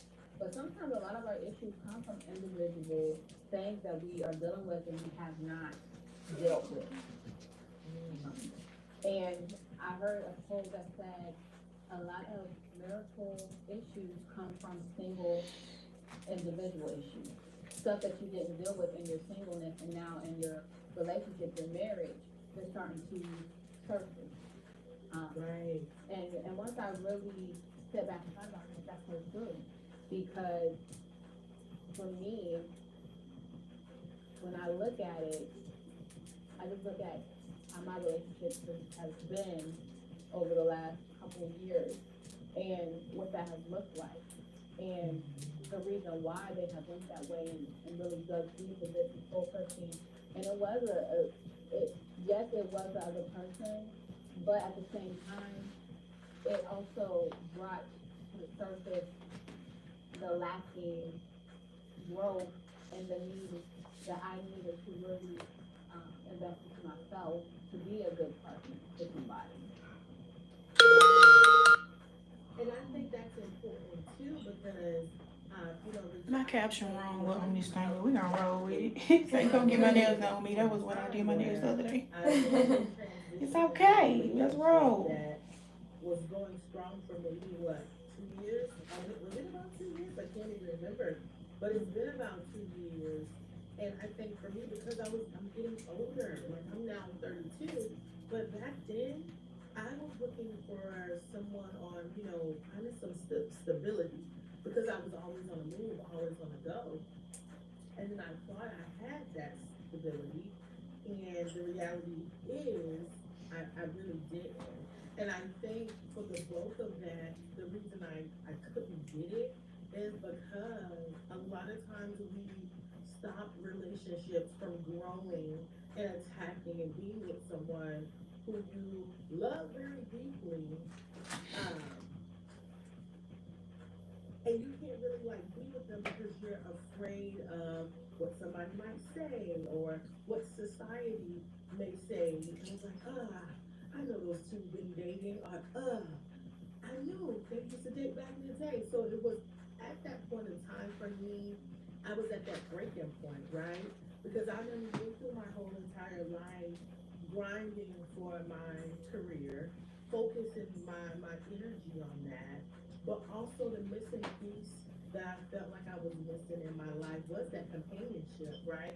And that person that was for me, who I could build my family with, and just somebody who's also being able to cater to me, and wanting to continue to do those things, and not because it was good for the moment, for the season. And so at that point in time when I met you, I was in that phase of I gotta remove everyone that is not for me out my life. And I wasn't ready to like date anyone, really. I was forcing myself to date around, right? But I know truly that I didn't want to be with no one in that moment because I needed to work on myself. It's like when you want something so bad, or you wanna have that missing piece, that missing puzzle piece to your puzzle that's not a part of your life, you're gonna go hard to try to get that. And I felt myself trying so hard to get that, but I wasn't getting it. So it was like, okay, I'm gonna try this. I'm gonna date about 2 to 3 people. Let me navigate through what I want. Like, which is fine, but ultimately, I can't get someone completely me because I haven't dealt with my self issues, myself things that I had going on because I was always in something. How was I gonna heal myself if I kept being in relationships after relationships? I didn't have time or space to heal myself. And so I remember, Rachel, I went cold turkey, not talking to anyone. I want to say from like 6 months to a year, and just gleaning in and journaling on what my triggers were, what my boundaries were, because I really didn't know exactly what they were. I said I know what my boundaries are, but really deep diving into what it is that I need, what is bothering me, why in relationships I respond in a certain type of way, why do I get so angry, why can't I have this? And so I really think it's important, just off my journey with you, is that having someone to talk to, like a life coach, where you can be openly with, or a therapist, or who, a therapist, like whoever, where you can openly talk about things with, that's not gonna judge you, even though whoever, like, Thank you for the our likes. family, that's how you all Please subscribe to my channel, y'all. Follow me. you probably not. I'm going live on YouTube too, so if you hear me saying subscribe, I'm talking to the YouTube people. But y'all follow me too, and y'all can subscribe. Keep me slaying on all plats. Make sure you feel good and all of those things, which some are gonna be devil's advocate or give you not really support you in this matter or give you some extra things based upon where you guys are at in that friendship or that relationship. But I think ultimately for me, I was able to pour myself into you and just say whatever, even if it didn't make sense to me, just say whatever I wanted to say. You navigate that through you, and you helped me navigate life. Like, it was rough. I would say, what, when we first met, like, going on, what, 3 years ago? It was rough. It was rough during that time. It was. You know what I also realized too, the importance of maintaining healthy, just boundaries. You know, like I said, I feel like I exhausted my friends in my relationship, but also the importance of having healthy boundaries in every relationship that you have. And I say that because you still need to maintain your relationship with your girlfriend and your family just as much as you are needing to maintain the relationship that you're wanting to have with your potential significant other. Yes.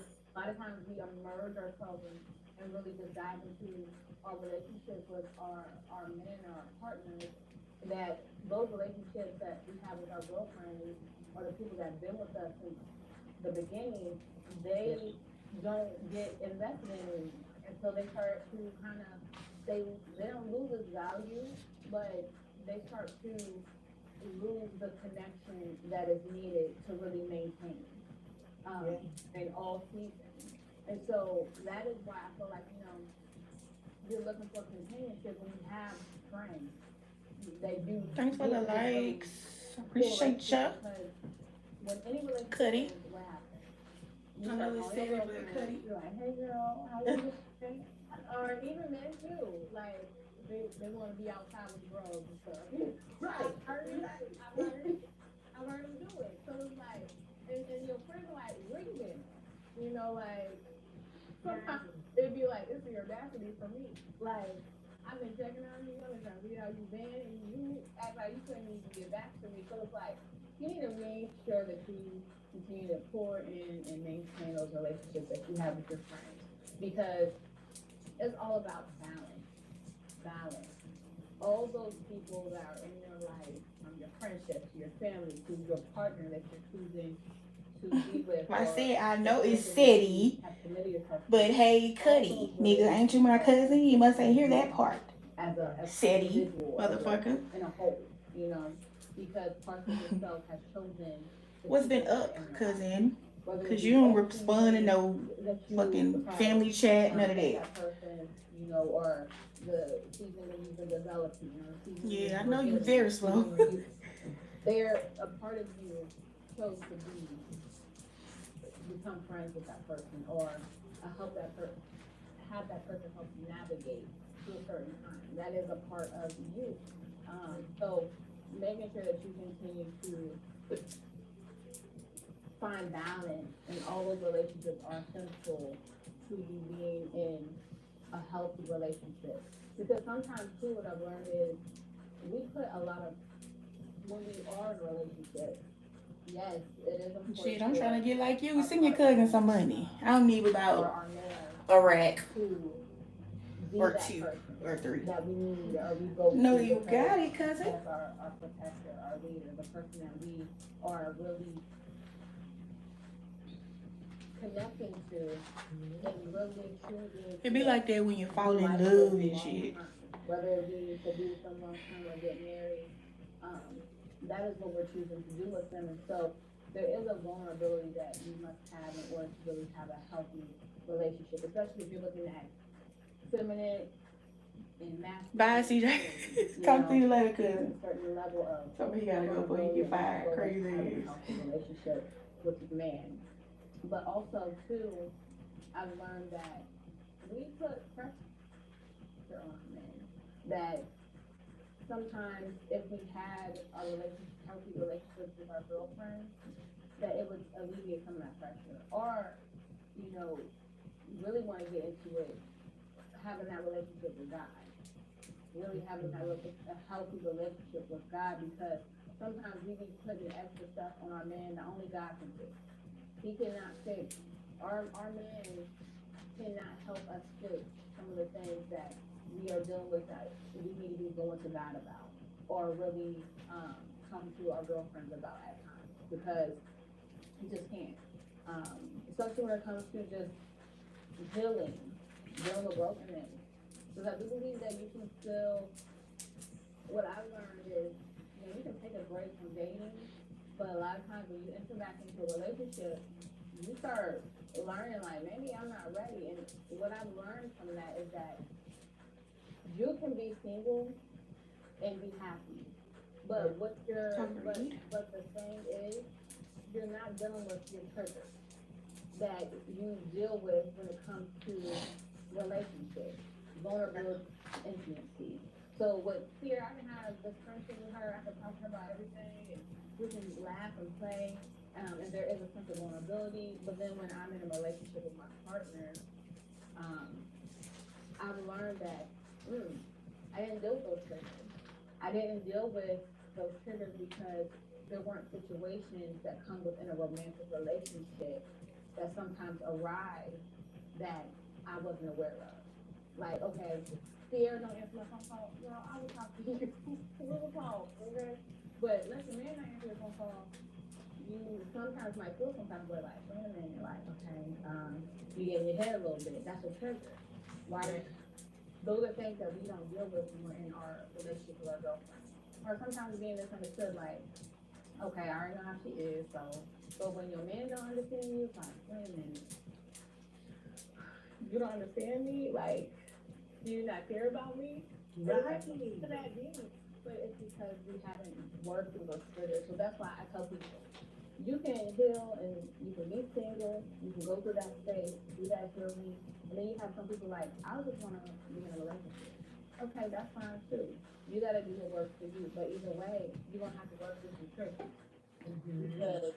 Because you're not able to work through those relationships that are outside of a romantic partnership with somebody, because there's a different level of vulnerability and attachment that's going to be present in your platonic relationship with your best friend and your man. You use Prima Nation? And that's so true, Rachel. Because you unpacked a lot, Really? and I hope you could take away some of that.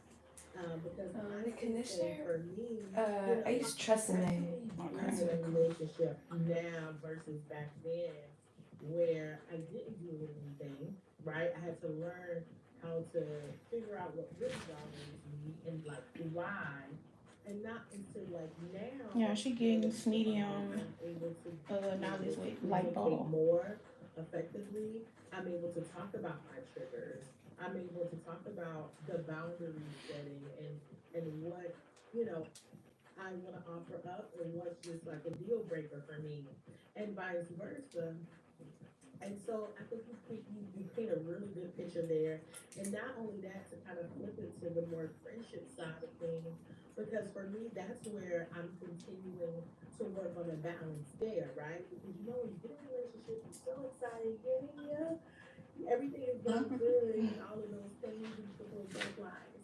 But also, you gotta continue to maintain those relationships that you had before, where you know, maybe you did need to talk to your friend every day, all day, and all of those things, but you're in a different space. And I think being able to understand are coming to agreement from both parties is super exciting to see. But also understand that you may have to add your friend to your schedule. Like sometimes things have to be scheduled. The same way how with me and my guy, we have to schedule things because we got too many things going on in a day. So just making sure someone knows, whether it's a friend or your partner, making sure they know that, I'm including you into everything else that's a fire drill or that's high priority in my life because it's so much things happening. And I think too, I'm continuing to learn how to navigate the balance between friends and a relationship because it can be hard. It could be hard navigating through that. Now, sometimes it can be easy. If you got a whole bunch of friends who have husbands and wives and all of those things, it could be a different story because they can relate, right? And so I think for me, it's just allowing people to understand like you are important to me. That's why I'm incorporating you into my priorities. Whether that's a 30-minute conversation. And you know what? The crazy thing is, Rachel, how many times I call you? I'm like, Rachel, like I called you 2 times. And I'm still ain't so heard from sorry. you. I'm so sorry. And when I get to you, you like, don't make me have to. I'm like, please, wait. I'm sorry, Pierre. I'm sorry. Horrible. She's just so horrible. No. But I understand though. But I'm listen, I'm in my feelings at the same time, but I do understand. You got my beautiful godchild, and she's quiet right now. So, and you have the voice, so I know.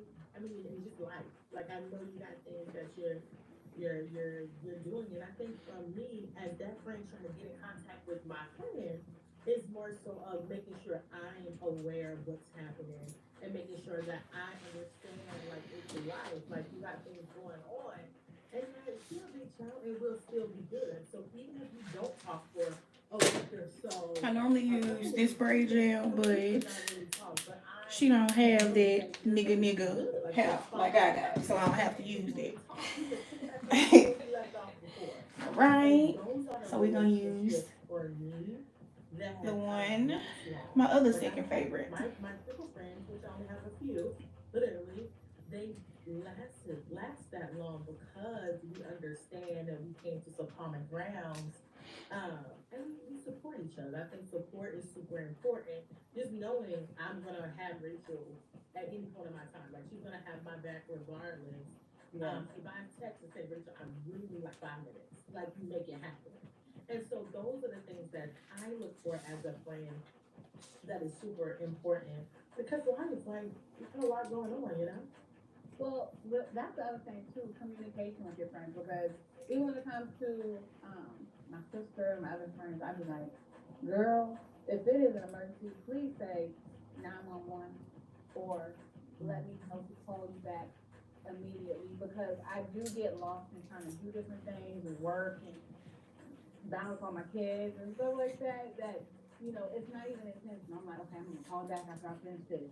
Then I start feeding the baby, and I'm like, dang, I'm gonna call back after this because when I talk to you, I want to be able to talk to you without all the extra distractions. And you know what? That's something that I think about too, because in my new developing relationship that I have with my man, what I'm learning is You too, wake up over there. perception on things, because it was a situation where I went to get some food for breakfast and he was sleeping. So I was like, you know what? I'm just going to go grab some food so I can make sure I have some breakfast. And because it's not every day I get to see him and he's able to just relax and stuff. So let him sleep in, I'm going to get some breakfast, I'm going to come back.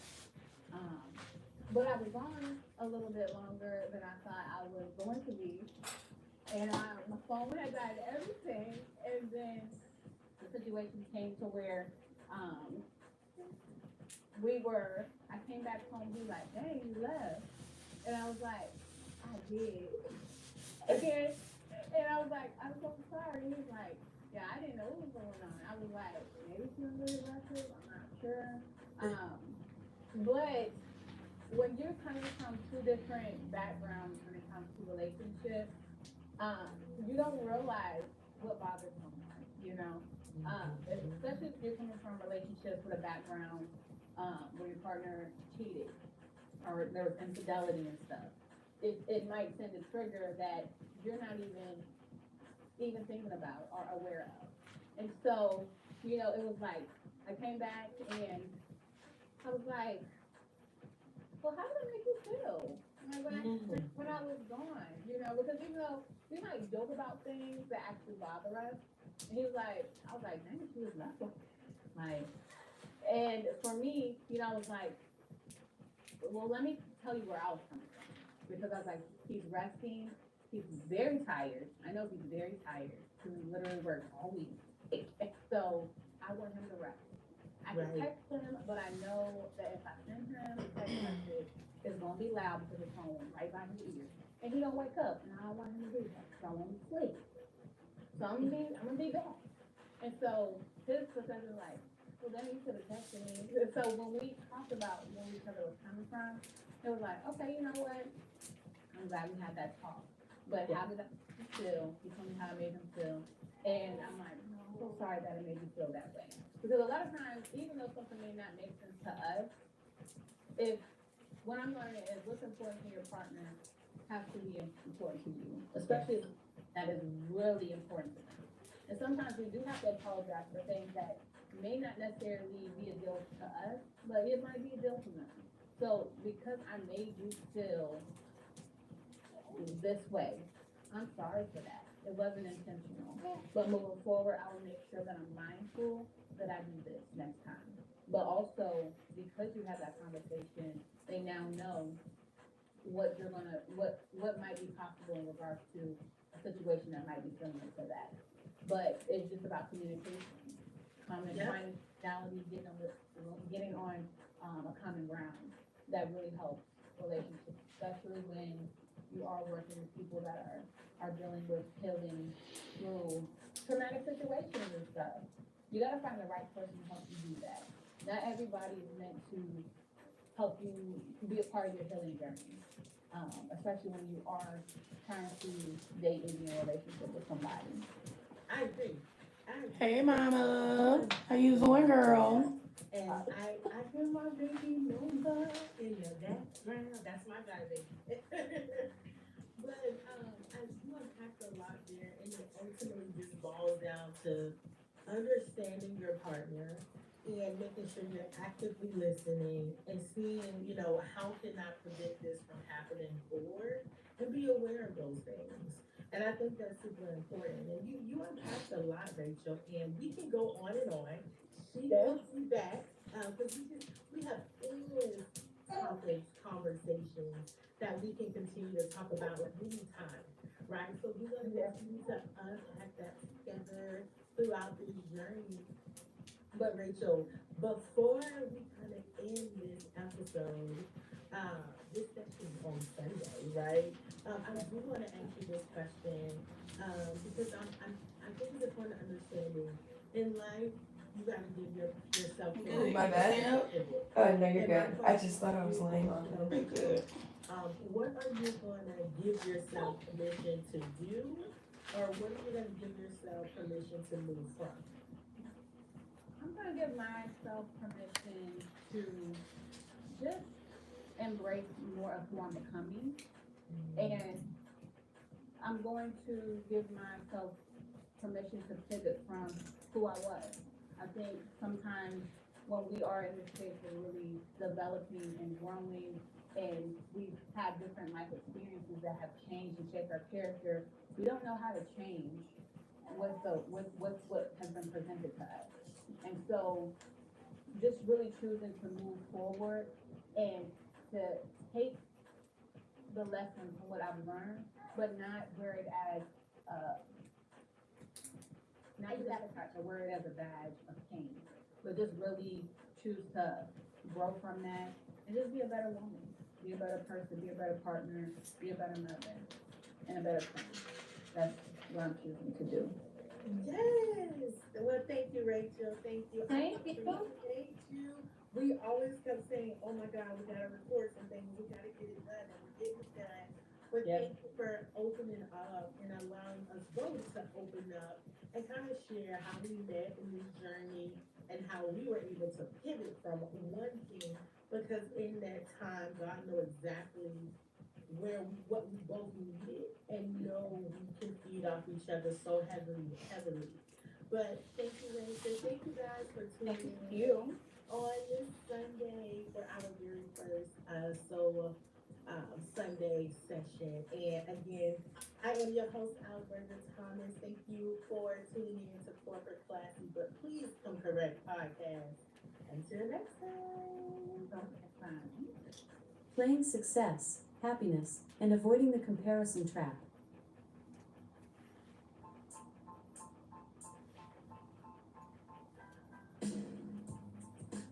Hey, welcome back to Corporate Classy, But but please come correct podcast.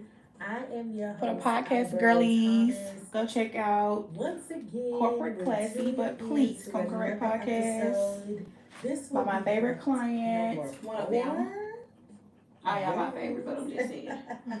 So, just to kind of recap a little bit, me and you guys were able to hear me and my life coach Rachel on the last episode talk about some untold stories, talk about real things that actually happen that some people may battle with, but we were just able to like open up and share some personal thoughts on top of how we were able to navigate life together and how she is my life coach. Man, when I tell you guys, I've gotten through so much because of her. It was only right. It was only right that I had her on my podcast, and she would be back for sure. To embrace that, to see how important it is, and that it is okay as African Americans to have a life coach, to have a therapist, having a safe place outside of what is already safe for you from, it being your friends or your family, having that safe space where you can freely just express yourself and your thoughts and understand that it's okay if you need some help navigating your thoughts and strategize it exactly what it is that you're needing. So I am excited that I was able to allow you guys to see us operate in that space. But before we get into it, first, I want to thank all my listeners out there for rocking with me. I would tell you it's been what, 3 weeks? Thank y'all for the likes. I appreciate y'all. Please subscribe to my YouTube channel, AKB and Slan. I've And follow had me. already 113 plays on this. If you're watching on platform, YouTube, and I'm excited. follow me So on all if other you're platforms, listening, AKB if you're Slan. always listening, thank you. If you're listening for the first time, thank you for being here and rocking with me. And make sure And y'all not go check only out my that, girls' please, podcast like, that y'all hit hear in that the share button. background. If you're an Apple user, hit that share button. Share my podcast. If you're a Spotify user, hit that share. Share that podcast. Listen, I want to be able to have a safe place for us, especially women, African American women, to come and freely express yourself. And not only that, just have some sidebar conversations that are, things that we want to talk about and things that only helps us navigate what we got going on, which is called life, right? So thank all of you guys for your support. I am going to continue to do what I do and allow this journey. And like I always tell people, this podcast reminds me, like it gives me like, it feels like it's my baby, like it's my therapy where I'm able to freely release whatever it is I want to release. Because I have my stories, I have my growth, I have my opportunities, and me just coming to my podcast, being able to open up and share whatever it is that I want to share, it's mine, it's my space for me to freely express things. So I'm excited. I'm even more excited because when we talk about my podcast, the most exciting thing throughout this whole journey is understanding that you have to give yourself permission to pivot in life, right? So, I've been talking about me moving over to Oregon, right? With my first couple of episodes, and I'm talking about where I settled, and how it's okay to understand that I had to me moving. It kind of gave me this feeling of, what do you call it? Granting myself permission to do great, to do what I love to do, what I want to do, and to be bold in whatever it is that I want to do, right? And so I did that, and just these last couple of months, I had to permission myself to give myself permission again to pivot, right? Because I have a relationship that is growing, where a lot of commuting back and forth was kind of heavy. It was a lot being done, but I gave myself permission again to move, and I'm excited to be in Portland. Listen, if you guys know me, and if you've been talking to me since I've been in Oregon, Portland is a whole vibe, okay? But it's probably a whole vibe to me because, one, I never thought I would be living in a big city. When I sit, like, I'm literally just moved in, still have to unpack my boxes. I'm trying my best to be consistent and get stuff done, but realizing, like, okay, I can't do all of this all at once. It's gonna take a little time, I guess.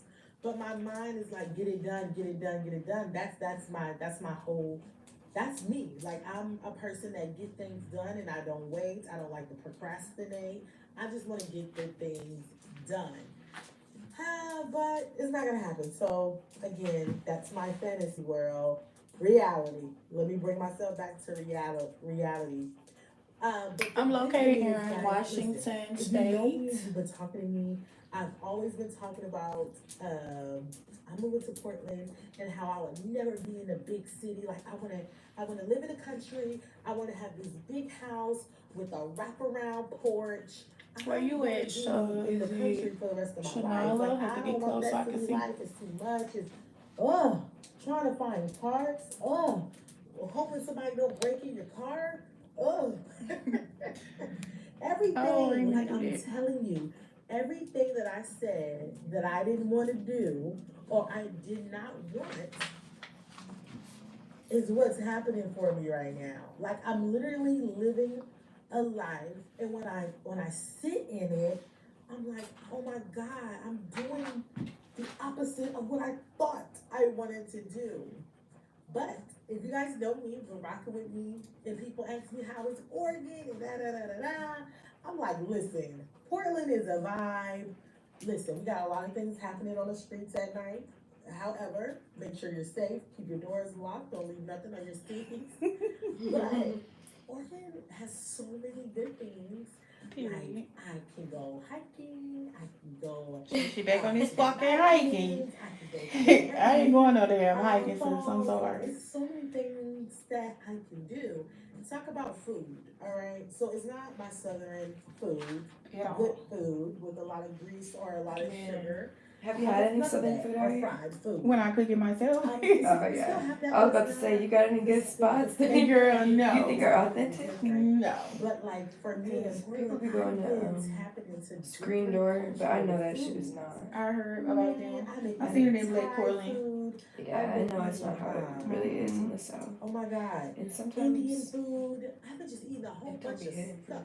to me. And it's been so good and so There's like some food carts and stuff in Northeast. It's been great. Y'all been to And a anybody that couple. comes They in, don't even do it for me. Really?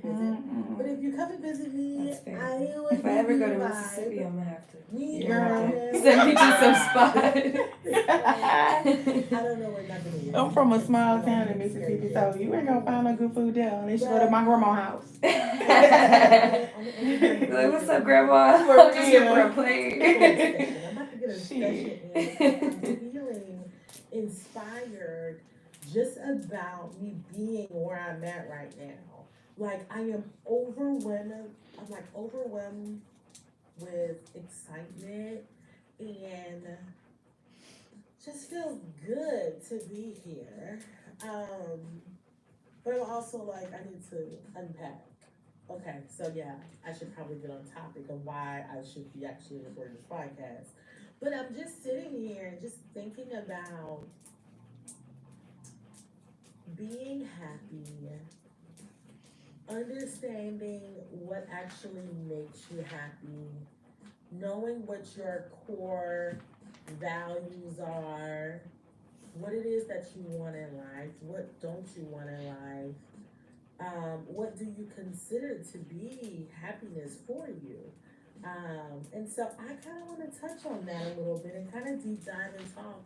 Hey, Barricade girl, how you doing? That and kind of what I'm feeling and what I've been through a little bit.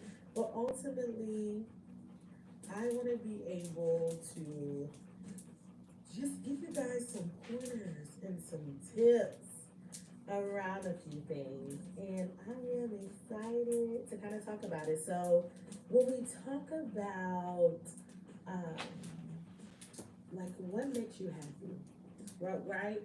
If I was to ask you, define what success and happiness is for you, can you truly tell me what that is? Like, can you openly just ready to pour it out? Like, you know exactly what you want. You know exactly what type of success, happiness that you want in your life. Can you freely do that?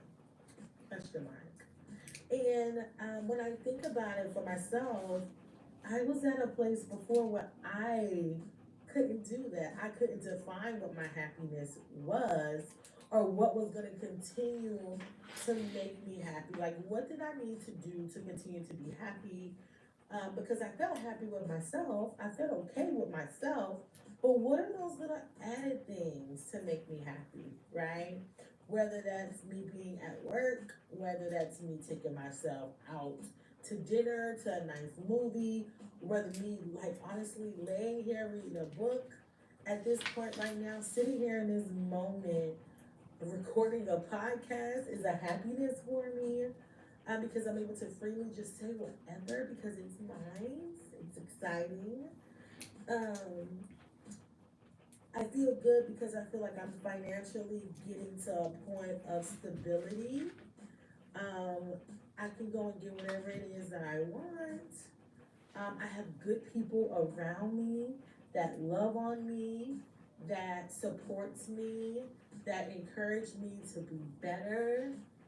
Um, so it could be like happiness is it could be everything. It could be a part of work. It could be a part of like things that happen for you personally. So I'm just thinking about that. How are you able and are you able to define what your success and happiness should look like? Like, are you gonna get fulfilled from personal things? Is it a combination of both? Like I just stated. Another thing to kind of talk about is how do you measure your success? Like, how do you know if your success is what you want? Like, how would you measure that? And so think about that. Are you measuring it based upon your job? Are you measuring success based upon title, salary, status? Or is it just personal growth, well-being, a feeling good? Like, how would you measure that? And those are just things that when I think about how I would measure myself, those are things I would think about.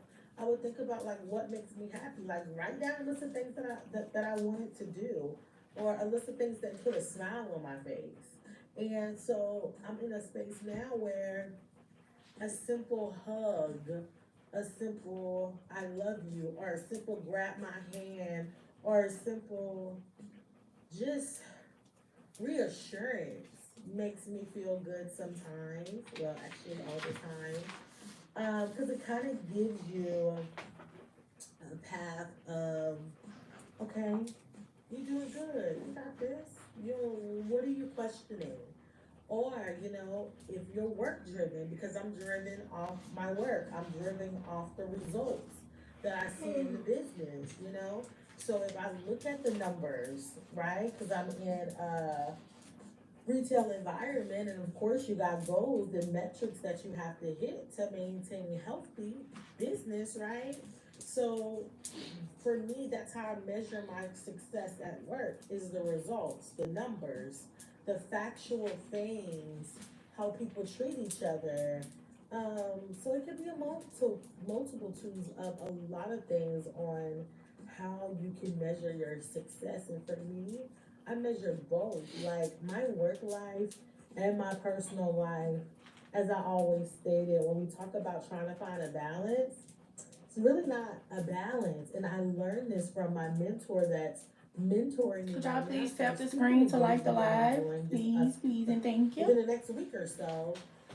She really just stated like it's really no work-life balance. It's about how do you make both work in harmony for you and work for each Thank other you. to where you're not Appreciate feeling you. overwhelmed or stressed, because ultimately you need your work and you need to have your personal life. Like, how do you make them work cohesively together? And that's the exciting part. That's the part that I love. And when she said that to me, I was like, oh my God, that is exactly what I love and enjoy doing. So measuring your success and finding a balance between life and work is super important.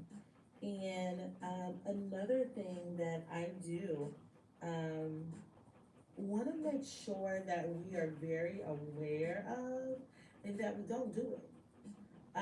Because something that I see that can happen, also with myself, experiencing and setting high expectations on someone or something when I personally don't know what type of expectation that person may have.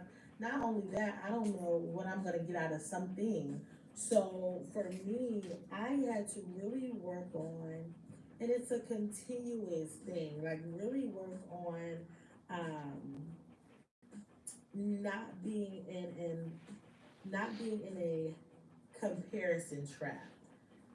Because if you think about it, born and raised, you know, with a very traditional lifestyle, and I'm understanding that, you want to have a husband, but before you get have a husband, you want to meet someone, then you get married, then you have a baby, and then you have a family, and boom, there we go, right?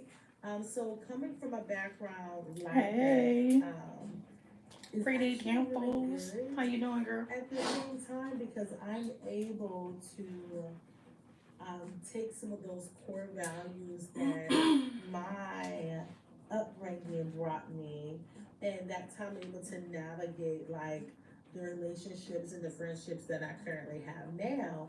And I've learned and captured some of the most powerful things that makes me who I am today because of my upbringing. So I feel like that is actually very important.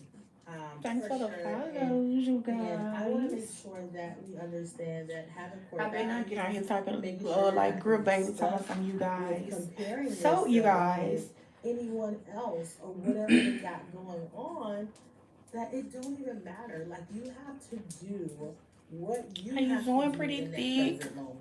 Like, Thanks you for have the to do follow, exactly what girl. makes you happy, what is gonna make you feel proud, what is gonna bring you success, whatever that looks like, and not compare.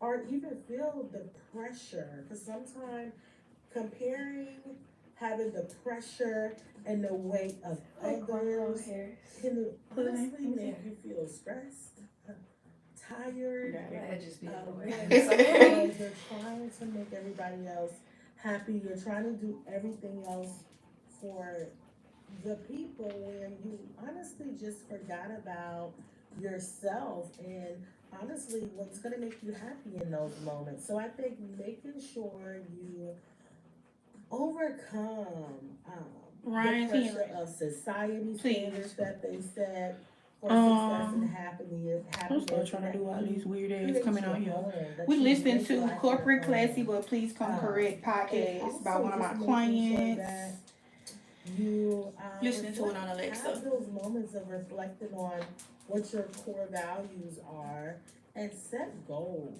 and making We sure gonna block you staying right in quick. alignment with Block. what those things are that Go you're play with your wanting. mama. Because Thank you. I think sometimes Talking we some can oil get up. I'm trying to see that thing complacent, greased up. Get the with fuck out of here. What the fuck? These people be weird as fuck on here for certain real. things that I hate these people. Go not find you good something to for do. you, or Sure, maybe girl. Let it's me something that you shouldn't be put doing, you but on right just quick. How I do it? holding on to things because it makes you very comfortable. And I've been there, done that, where I'm like, okay, this Whatever is on there, you a mod right now, girl. I have to go back and change it to the specifics, very but complacent. And so making sure that you stay on your toes. Anyone that's around I you, did that's it. a part of your journey, your success, your happiness, that you're holding them You're accountable. That they're welcome.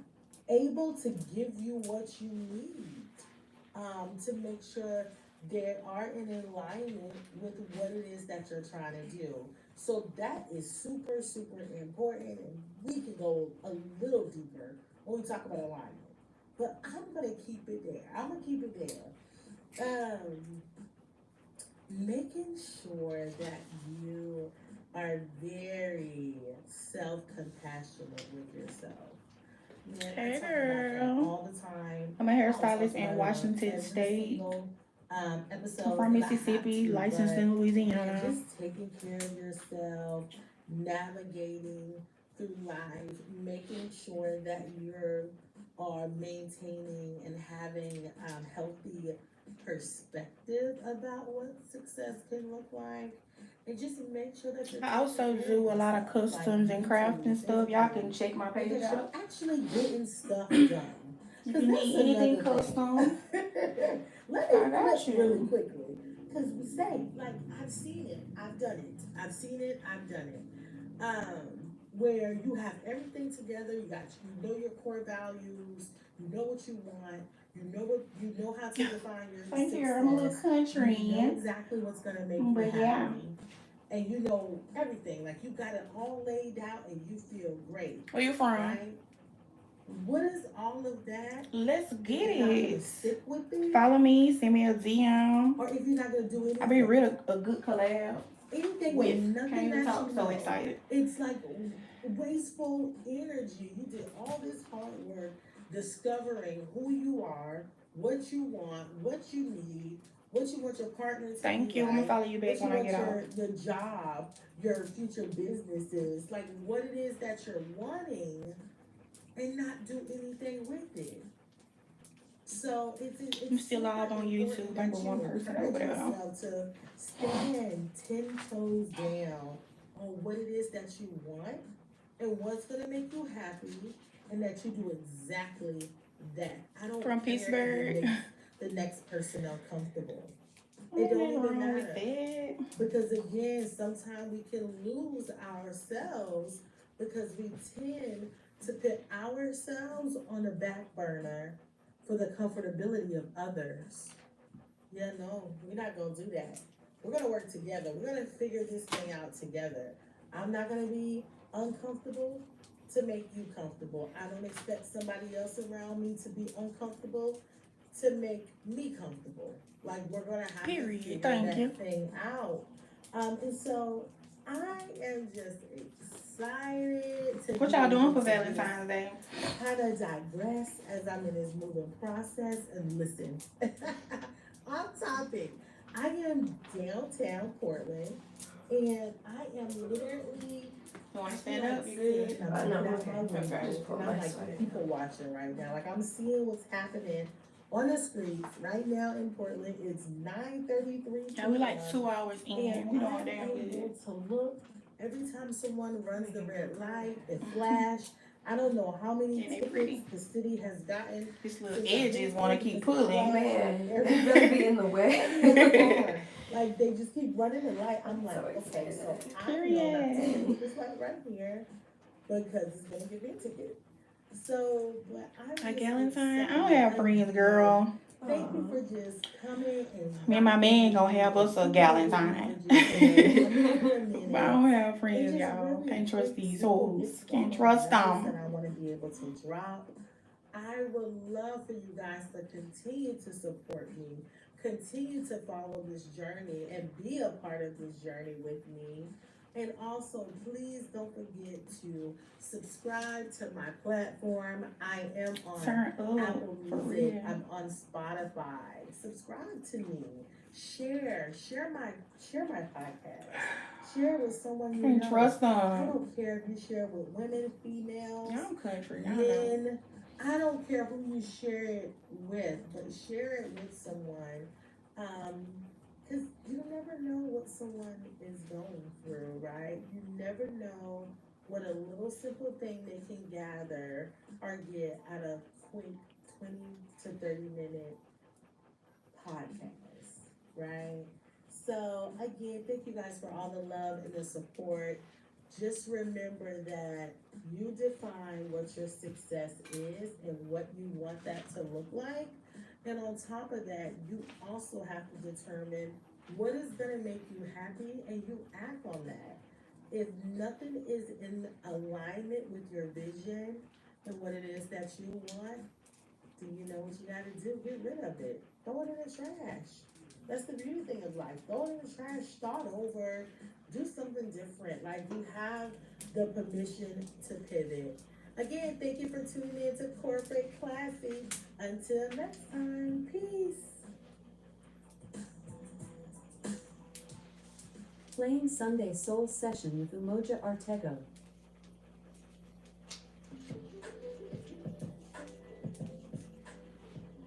Hi, welcome back to Corporate Classy, but Please Come Correct podcast.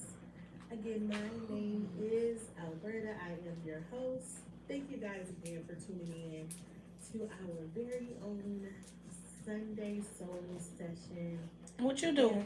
You do braids, A very weave, sew-ins, you do everything? special dark chocolate guest. That's right. I have my man with me. Can I tell you my man? Damn right. I have my Period. man. Love it. That was cute. Say damn right. My man better have that same energy. She said, can I call you my First of all, I ain't finna ask my Like, man. what? Can I call you my man? Woo, you nigga, you better act like you enthused on this motherfucker. That's all I can tell you. First, I want you guys to kind of meet Mo. And so Mo I got can wigs talk and about quick himself a little bit. weaves. No, I do But wigs. Can't read. I do wigs and quick also weaves. So understand, wigs. like, today I don't do no braids. Girl, is fun the fact, day before I that moved we're wanting to talk about to something Washington, heavy in social I was media. doing all that type of And it's stuff. always But they mostly want braids out here, so I do braids that you 90% just of the don't time understand out here. why we Yeah, see nobody so be getting much- quick weaves and Mm-mm. wigs for so real. much They don't get that out here like negativity that. A few around people. the men Yeah. and women, particularly I'm gonna have to follow you back, males, mod. females out there. And so we're gonna kind of deep I'm gonna follow dive you back when I get a out. little bit about what we see. One and more just for this kinda road. processing Yeah, we things. moving fast. That's for Before we get real. into it, hi, Moja. Hello, my friends. Hey, everybody. Trying to see what was filtered. I don't see it. Really nice to be here. I better not be in here with that dumb shit today. She don't get me on the podcast forever now, and I feel neglected, so I'm happy to be here with y'all. Hello, people. And what's crazy is her and him got a podcast now they do on Fridays. Take over. Called That's Filter what Fridays. He's coming to do. So let's dive right in, baby. Y'all gonna tune into my podcast when I started? Y'all better say yeah. You and I are both heavily on social media, posting all day Yes, long, ma'am. and we're always looking to see what's I going gotta do on. braids under my sewing. And Of we course. realize that it's I used to hate braiding, but now I rather do braids than anything you see a lot than anything of else. men bashing women, women bashing I men. did Boho knowledge so much I could do them in my sleep. And I just can't wrap my finger got here? Like, what do you feel like got us to this point where you don't like show no sense of care, kindness amongst each other? Honestly, I think that it's pop culture. In a nutshell, I would say pop culture because the pop culture like has everybody wanting like a shine and the glitz and glamour, and it's not just with material things; it's also with people. Like so, every day, you know how they got the same trophy, right? Which is like the beautiful wife. Period. I'm gonna make sure I'll come back and let y'all know. But it's gonna be on my YouTube channel, so y'all go. You could be a mod over there too. Y'all go subscribe to my YouTube channel at KB Swan. Podcast coming soon. Yeah, it's a bunch of illogical expectations and it's driven by pop culture, like music, movies, TV shows, reality TV shows, and people think that's real life. So average people chasing this extravagant stuff with people. And it's really sick, actually. It's sicker than we really want to do. I agree. And I feel like that plays a huge part in it because I don't know how many times I sure will teach you, boo. that We're gonna have to get on a FaceTime call one of these days. I wanted this particular guy, I can teach you. right? I wanted them to be a particular way, and this is what I want, and not really thinking about are these things that I actually need that's gonna make me better. It's more so. The more you do it, the better you'll get, for real. Girl, my first time doing Knotless popped up on my thing the other day, and I want to say it was like 2020. Now that I'm a little older, baby, I wouldn't let me get in my own fucking head doing them Knotless. They came out cute, but the parts were not it, and my braids were not the same size. Told y'all I used to do hair. Like I'm a licensed cosmetologist, not a braider. So I used to do like hair. You know what? I'm not on the level to get this said Instagram. Thank y'all for tuning in. All y'all on this thing, y'all could help get me to 10K likes, and at least 2K subs. I'm saying subs, like I'm on YouTube. I am on YouTube, but y'all too over there. Wake up. I'm on the DMs. Let's make me verify y'all. Hold on. right? And I'm like at all these girls who I think look like her, but really in my heart, if I would sit down and be an honest human being, I would say, bro, you're not on the level of this human being yet, regardless of what she is. That's like my man better be speaking that highly of me. I know that. Man. I'm like, oh, I love them for real. I bet if I had a Benz, well, yeah, stupid, it's Alicia Keys. You know what I'm saying? Like, well, I bet if I was a movie star, well, dumbass, it's Alicia Keys. But it's like these average men are going for these extravagant women, and when they don't get them, then all women are bad. All women are bad. Right. All are bad, all are gold diggers, and it's like, bruh, calm down. What you need to do is get your game up. Or start with somebody who's at your level and build. Right. But it's just people just want, I want all this shit right now, and when they don't get it, then every woman is bad now. Because I don't have that woman that I want, that I ain't even on the level for. Right. That's the reality of it, but don't nobody want to be honest about it. Y'all tap the screen for me, please. Right. And I know, so question. Cause that just rung a bell for me. Hold up, friend. Now he was cheating on you with your homegirl. See, both of them would be. Somebody be planning their funeral right the fuck now. Cause don't play like that. How do we get people That's fucked up, friend. realize that? Like, instead of Homegirl better not be at this Valentine's, I know that. Because I think you should have high expectations for your partner or whoever you deal with. But how do you really be? How does somebody be real with themselves on what the expectations are? So when you put it like that, I would say that I Like, expect somebody- something from them. I should Hold on, y'all. even if it's like different, right? Like if you say, well, I expect somebody tall, dark, and handsome. Cool, but I expect you to be 160 pounds, not a pound over. That period. Like if that's your expectation, right?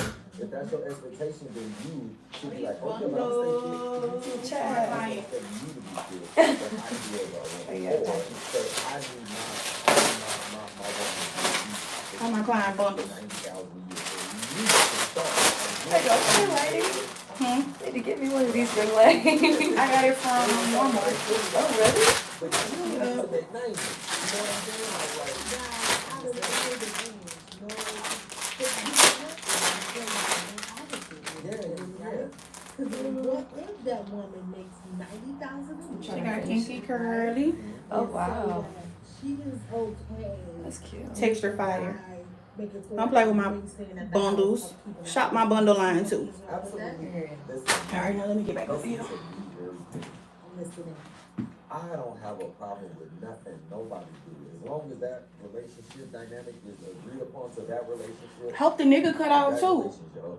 That's not my relationship. Don't spare his ass That's either. Me.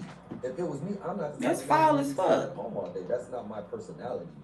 I No, would put some go Carmex crazy. on y'all. Now, however, there are some men and women who would literally prefer. They don't ever want to go turn up. They don't. Cut that they nigga don't off. Going out. They don't. You Right with obviously home, go to girl. late nights, dinners, and whatever. But some people Right. legit are homebodies and don't just say that shit to sound like they not a party girl. Right. Some people legit don't mind being at home, chilling. You know, let's go out with the family every now and then. I think that's perfectly okay. I don't put my beliefs and expectations on everybody's relationships. Now, if I see something that's just toxic and stupid, Yeah, right, I I'm mean, it like, ain't oh, nothing that's to argue toxic. about, but You know, shit. but if somebody got something that's going on, man, yeah, stay home, bro. You But can't me- stay at home, Dad. Right. That's With your- my miss ass, I'm I not wanna saying know. that's of a man, When are you? when the fuck this started? How long this been going on? Stay at home, Dad. And so I will troll the fuck out of them. A good point there when you say that. Then I because cried out. If you look at the Move social on. media like we were talking about, right? That's what you see. So if a man can't step up, or you know he's better at home and he's not the breadwinner, or he's fine with a 9 to 5, but you're out here traveling the world, doing your businesses or whatever, women tend to talk bad, and you see it in the media. Friend, we gonna have to schedule us a call for real, cause not in your bed. Niggas be foul as fuck. Her bed is crazy. Women or whoever Bitch. will talk bad about a man if they're See, yeah, no, that's why I don't got friends right now. I ain't gonna say that's why, but that's why I don't worry about a friend. Cause shit like that will push me to the limits I'm trying to not. and have me in a spot I don't wanna be, No, for I'm real. saying this is where it just gets kind of out of hand. That's to fucked me. up. Because on one hand, you can't say that like, oh, you don't want because. Alright, people- I can't wait either, But like cause- same women who say that would be the same women who Ooh, march child. against feminism kid who's saying no, women should be doing this and women should be doing this. Like they want roles change, but then when the roles change, you want to talk about the boy. And the same exact women will be also jumping up doing jumping jacks, dancing with gay men as their best friends. But then it turn around and say, but where's all the grown men? It's like you have to make up your mind. You just have to make up your mind. We just have to start taking this, being just honest about it. We don't be honest about it a lot. Right, being honest, and I think too, just holding yourself accountable for what you say, and I think that kind of draws me to my next question, like, what do you feel like we can do to create more, safe places, respectful places, or environments where people can be okay, one, having different opinions, two, still agree or disagree when something happens, and still make sure you're not going out here bashing each other. Like, what can we do to create those spaces? I think honestly something like this, like promoting. And I would've gave her an ass whooping People or couples that she was gonna remember for the next 4 years. For real. Like, that's fucked up. Drawing That's it, like, fucked up. how do we make it better? Because that's not what we talk Can't about. trust It's just these. like bad, You bad, cannot bad, trust bad, them, bad. bitch. So I'm not finna bad, bad, bad. leave So it's like, no, there's places like none of this, these you hoes like, around you mine. podcast, Simply because he a man at the end of the day. That's why I had to pull up to that party. Yeah, that's why it was funny to me when you said you pulled up. Cause Like, I don't give period. a fuck what's going on. On your man that ain't your man, but is Yeah. your man. No, period. I don't trust it. I'm dead ass though, for real though. Cause I don't play like that. I don't know if I it's just don't. like My the nerves is sensation of bad. it, because it I just don't play like that. And people be lying. No, for real. They be If you lying. lie to me, you will steal from me. Hell no, I ain't fucking with that, period. It was saying something like men are the absent people, and like men child. she had said something like At least some girl found yeah, out. said women keep No, for real. I'm glad you found out. I hate you had to find him in your fucking bed, my nigga, but Wait, she walked in on that? I got 5 children. That's so not my experience. maybe she gonna answer it. We gonna You know what I'm see. saying? You walked in on them You can't friends. say all men, you just don't. Or did you do that. just I think had I to? don't even talk on the post, but I think on that one, I Friend. said something to her. And I was You remember that scene on like ever. Like none of this. on the Players Club when a girl walked in on Lance and Ebony? How Ebony thought she was gone. All men are not a certain She said no, way. she All women are didn't. not a Cause certain I was gonna way. say, but I'm still gonna say it. Definitely true. When she walked in that motherfucking room on Lance and her cousin in that bed, and how she dove across that motherfucker and waited till Ebony thought she was gone and punched on her ass. She really spared her because that was her favorite little cousin. But cousin would have had to, I'm telling you now. She would have had to catch these bitches. What people do though is have these ideas of That's fucked up. They have these ideas of what it's supposed to be, and they use. She needs to go to a cute ass bar. Y'all please tap the screen, tap, tap, tap, tap, tap. Football, well, really a dope ass soccer Get her a player. new Valentine. For real. She gonna be cute for Valentine's, I'm sure. I was gonna bring this up on another. They ain't close to Valentine's Day. Man, that's playing. But And one now, one of them have a piece of Valentine's Day. I bet you did. You hoes gonna think y'all gonna be together? Oh, okay. where I said, All right, got something for that. man who was tall, chocolate. We all gonna be running this and that bitch he sad. was, didn't have no Got me kids. fucked If up. he had one, I'll be okay with 1 or 2. And I wanted someone who was gonna love me. For Yes, who I'm I in am, Washington. the right way. Portland, Where I can Washington, the freely, PDX area. authentically be myself around and not have to watch a thing. Like I feel like I'm just. You went to the store. And so And you left them at home together. that was in my mind. Like I thought. Oh, you went to the store. Your friend wasn't there. I remember I'm lost, friend. You gotta catch me up. I'm like, We gonna catch you up when we that's not FaceTime. what I Cause this prayed not to it. God about. I got the opposite. I got exactly what I wanted, but in a He was in the different bed form. already. Your friend wasn't there, so he had to call your friend to tell your friend that you was going to the store in order for your friend to come over there. Basically, that's what I'm picking up. 6'3" energy. I just go ahead. Why would you say that? Listen, keeping it real on my podcast. But that's not what I was saying. Moving right on. She went over there and she ain't knew I left or whatever. You thought I was gonna do what I was. But see, that's why you gotta have boundaries with your friends. When I did have friends, my friend knew she couldn't just pull up to my goddamn house.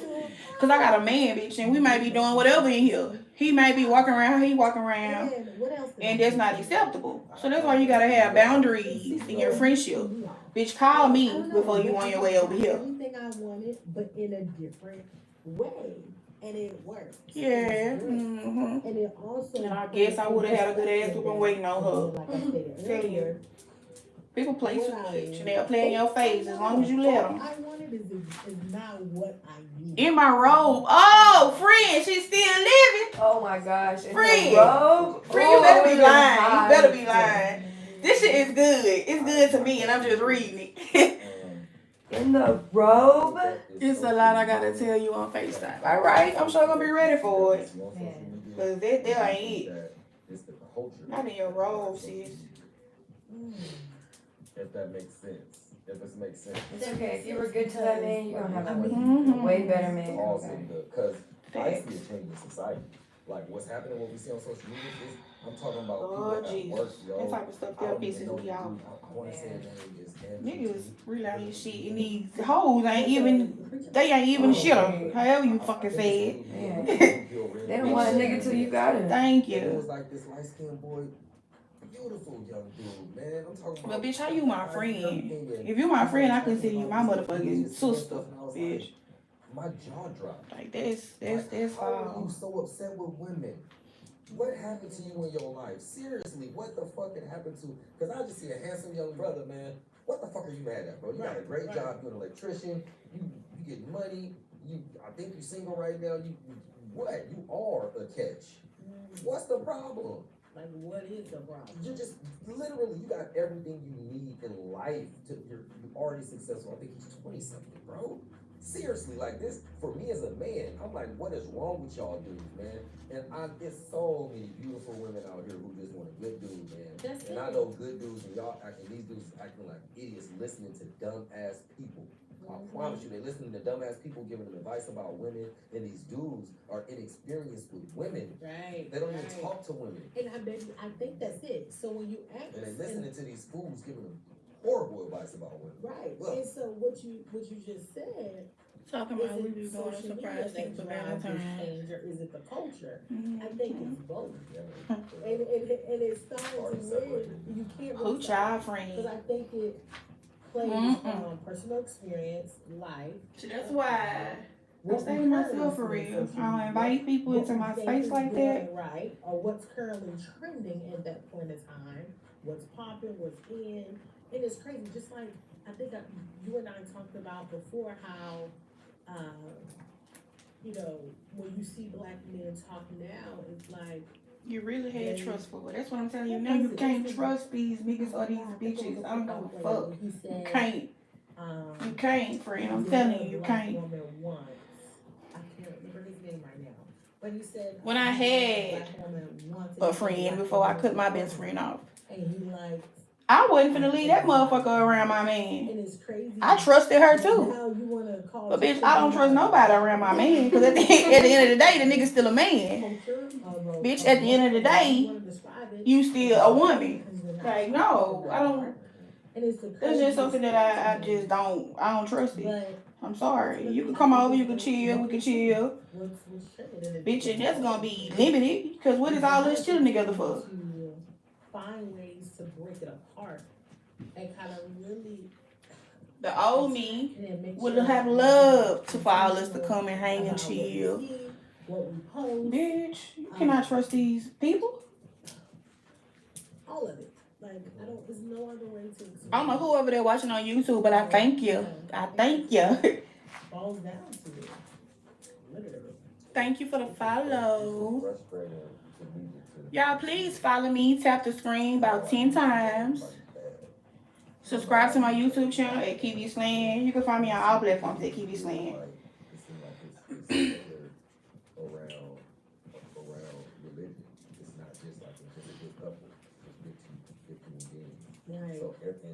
Tap the screen, y'all. I'm trying to get to 10K so I can be on the For You page. There's the just like people just loving on each other. That's it. That's all this. You ain't gotta do nothing extra. It ain't gotta be in the name of Jesus. It ain't. You ain't gotta You had talk the nerve to about try and that. call me That's saying just sorry. like, Girl, you see. know what? I went out on a good day, and it was fun. Good night. I told her how sorry she was for real. You sure right. You sorry as fuck. You sorry as fuck. This dude pulled up and something crazy and took me to this. That's not reality. Don't let people play in your face like that, friend. Okay? Just Who will be watching on YouTube? Thank y'all. Appreciate That y'all. brought me to when you and I went on our first date, right? Y'all was hilarious. I get out the car.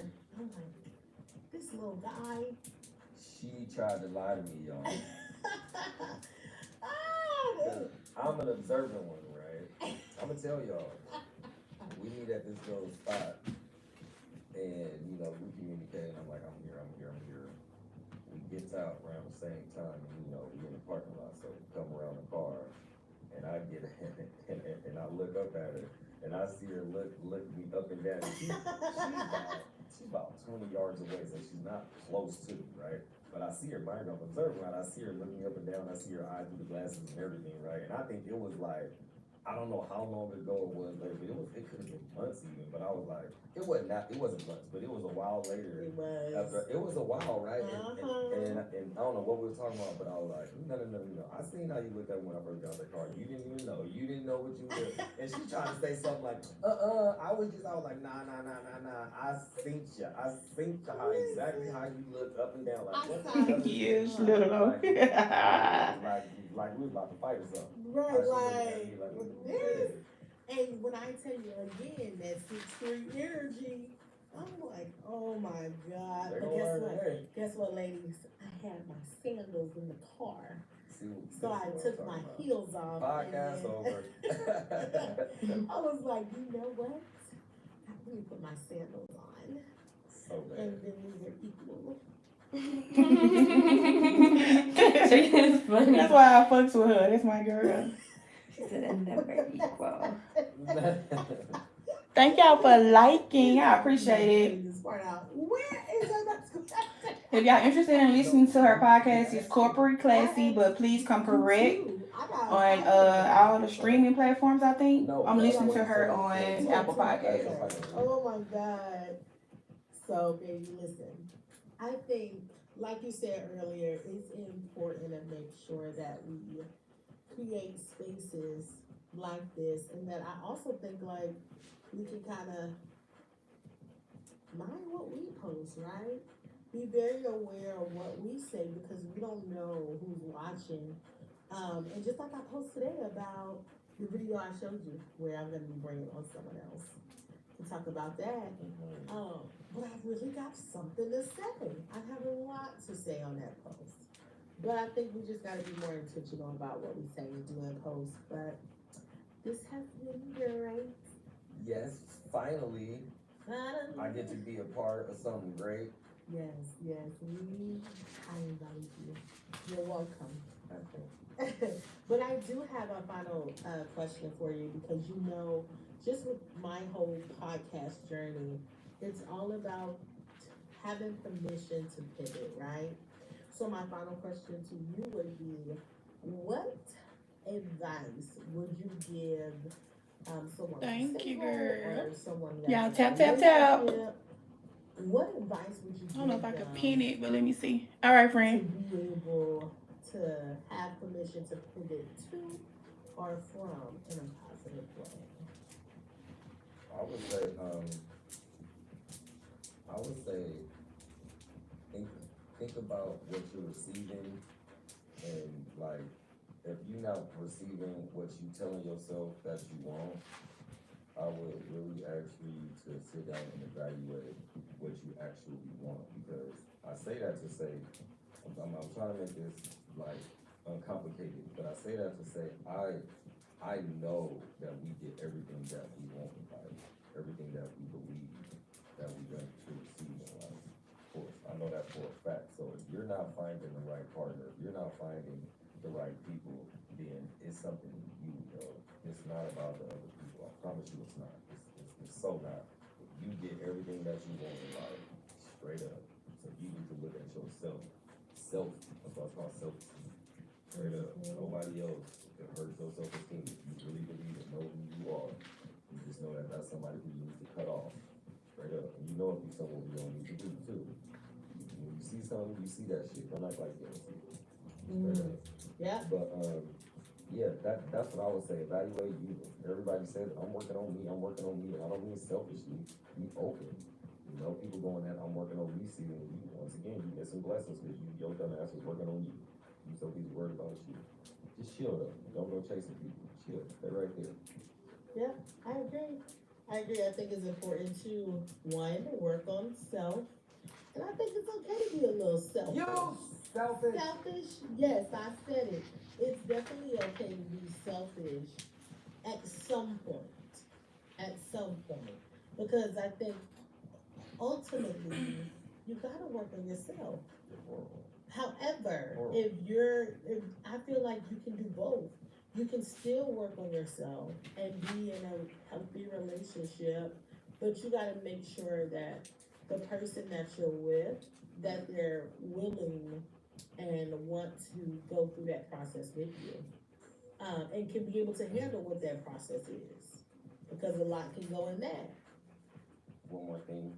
You got another thing? One more thing. This is really important. Somebody, I was asked a question, you know, I do my fitness stuff. Yeah. I was asked the question of like, if I get in shape, like, what muscles really give me girls, right? Yeah. And I was like, sorry to bust your bubble. Like, yes, muscles will get you, you might be more attractive looking to people. But the problem with just looking good is and I say that to say, if you don't have a pleasing personality, you're just stuck. Yeah. Listen to me, y'all. A pleasing personality is more important than your looks. Listen to me again, y'all. A pleasing personality is more important than your bank account. No, it don't make sense, but trust me, because your pleasing personality can get you close to the person with the big bank. Just a personality, nothing else. You make the right person laugh, you're in. You make the right person laugh, you just lifted up the person's day. You don't even know that this person, the person you walk in, you do an interview with. Right. That's just from having a fucking pleasing personality and not being an asshole. It's not that hard, y'all. You want a man, you want a woman to be fucking nice, man. Weirdos, everybody wanna just, I gotta look the best, so I gotta be a dick. Oh, somebody asked me for my number, I gotta shake them, I gotta not call them for 3 days. You losing. You losing. Crazy. You're losing just because you playing a game instead of being yourself. Bye. Okay, baby. Easy on that note. Thank you guys for tuning in and listening. Thank you, baby, for being able to come into my space and allow people to hear the goodness and the kindness of the man that I have. Let's talk about that other stuff now. What's up? You have to cut the podcast off. Oh, okay. Thank you. What? I'm gonna definitely finish this part. I I have 10 more days. I'm just letting you know. Again, thank you for tuning in to Corporate Classy, but please come correct podcast. Thank you for Don't the forget to follows. subscribe, hit that follow button so you don't miss any of my episodes or any of my Sunday Soul sessions. And share this one especially with the people who be talking that relationship stuff. Yes. They need to hear this. Y'all know this and people who need to hear this. Share this with them, y'all, for real. Yes. Good time. Yes. Ain't that long. 30 minutes is perfect. Great. Until next time, peace. Playing it's not personal, it's business. Period. There's one for the road here. Welcome back to Corporate Classy, but please come correct podcast. I am your host, Alberta Thomas. Thank you again for stopping by, for tuning in with me.